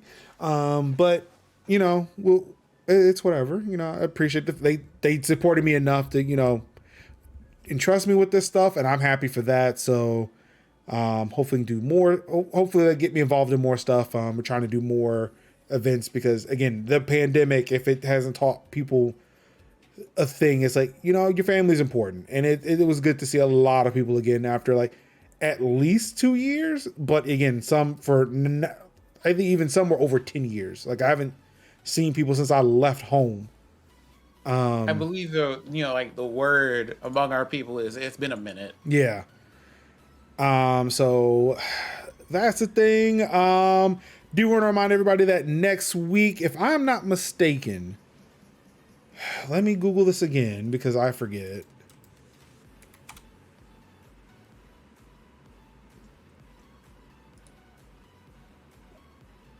Yes, so next week there will not be a show. Because unfortunately I am heading to Myrtle Beach next Thursday. I can't believe you said unfortunately. I'm going to a beach in South Carolina that isn't Charleston. And even then. So yeah, I will be traveling Thursday night, so obviously there won't be a show. Spending time with the family over the Easter break, so I'm gonna try to make the most fun I can out of it. I think this will be the first time my son has gone to the beach, so that'll be an interesting kind of tidbit. See how this thing will handle, how he'll handle this sensory overload of sand in between his toes and rushing water.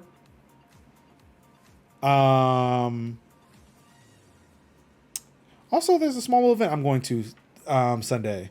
So, want to see a friend. A friend of mine is doing a kind of an outdoor geek and grub market type of thing. So I'm taking the family out to that so we can, see all the geek stuff and eat all the grub and maybe shop in the market because that's what you do. But on that note, that's it. That's it. I ain't really doing much nothing else. Work's picking up. If you have any interest in Ansible, I'd recommend you check that shit out. It is cool. You can monitor and provision and work on all of your systems from one computer, and it's really cool, and I like it. And if you were in the Raleigh-Durham area, please stay tuned. We are working on some dope shit for Stream Raleigh. Potentially international related, so details are slowly coming through. I've been in meetings with people all fucking week, still happening up until May, when our big event is. So yeah, definitely stay tuned for all of that. I will have more information here when that becomes available. Give us all the work updates. It's just Ansible training. Just Ansible training. Apparently I am going to be the Mimecast subject matter expert. So that's going to be fun. I guess I need to read up what that is because I have no clue. But I'm going to be the expert at it. But yeah, that's it for me. Of course, if you would like to follow all the exploits that we do, you can hit us up on Twitter at these things right here. Discord. Go to majors.house/Discord. Of course, you can watch this show's archives and many, many more over youtube.com/MajorLinux. Catch us live, twitch.tv/MajorLinux. And of course, if you'd like to listen to the audio version of the show, anchor.fm. I'm sorry, majors.house/TTT. Video portions of this podcast are available on Spotify. Do with that what you will. I mean, I'd recommend you go to YouTube if you want the video, but download it and put it on your Plex server. Also, hey, if you want to support the show, hit me up. Could really use some help on that because I want to buy vMix. I am tired of Skype updating my shit automatically, and every time I want to use it, the cameras don't work anymore. So I want vMix. It's $50 a month. You can hit me up on Patreon, Coffee, Venmo, PayPal. Shit, I'll even do Cash App if it's that damn easy. As long as it ain't Bitcoin or any other crypto. You can write me a check. I'll take it. $50 checks in my mail would be great. But on that note, thank you everybody for tuning in to another episode of Tech Talk Thursdays for April 7th, 2022. On behalf of Kevy Kev, on behalf of Cynthia, on behalf of the GOAT, Idios and Anka, it's your boy Mark Summers, Major Linux, telling you that, hey, you could have been anywhere in the world, watching any stream in the world. You could have been reading the tech, gaming, streaming, news, nugs, all of that yourself. But you said, no, it's okay. We rather you pass congressional acts to bring us only the trustworthy, newsworthiest nugs that you can. And we'll sit through the congressional hearings for you to do it. And for that, I say thank you. Of course, until 2 weeks from now, all I've got left to say to you wonderful people is I love you and peace. How? Wakanda forever.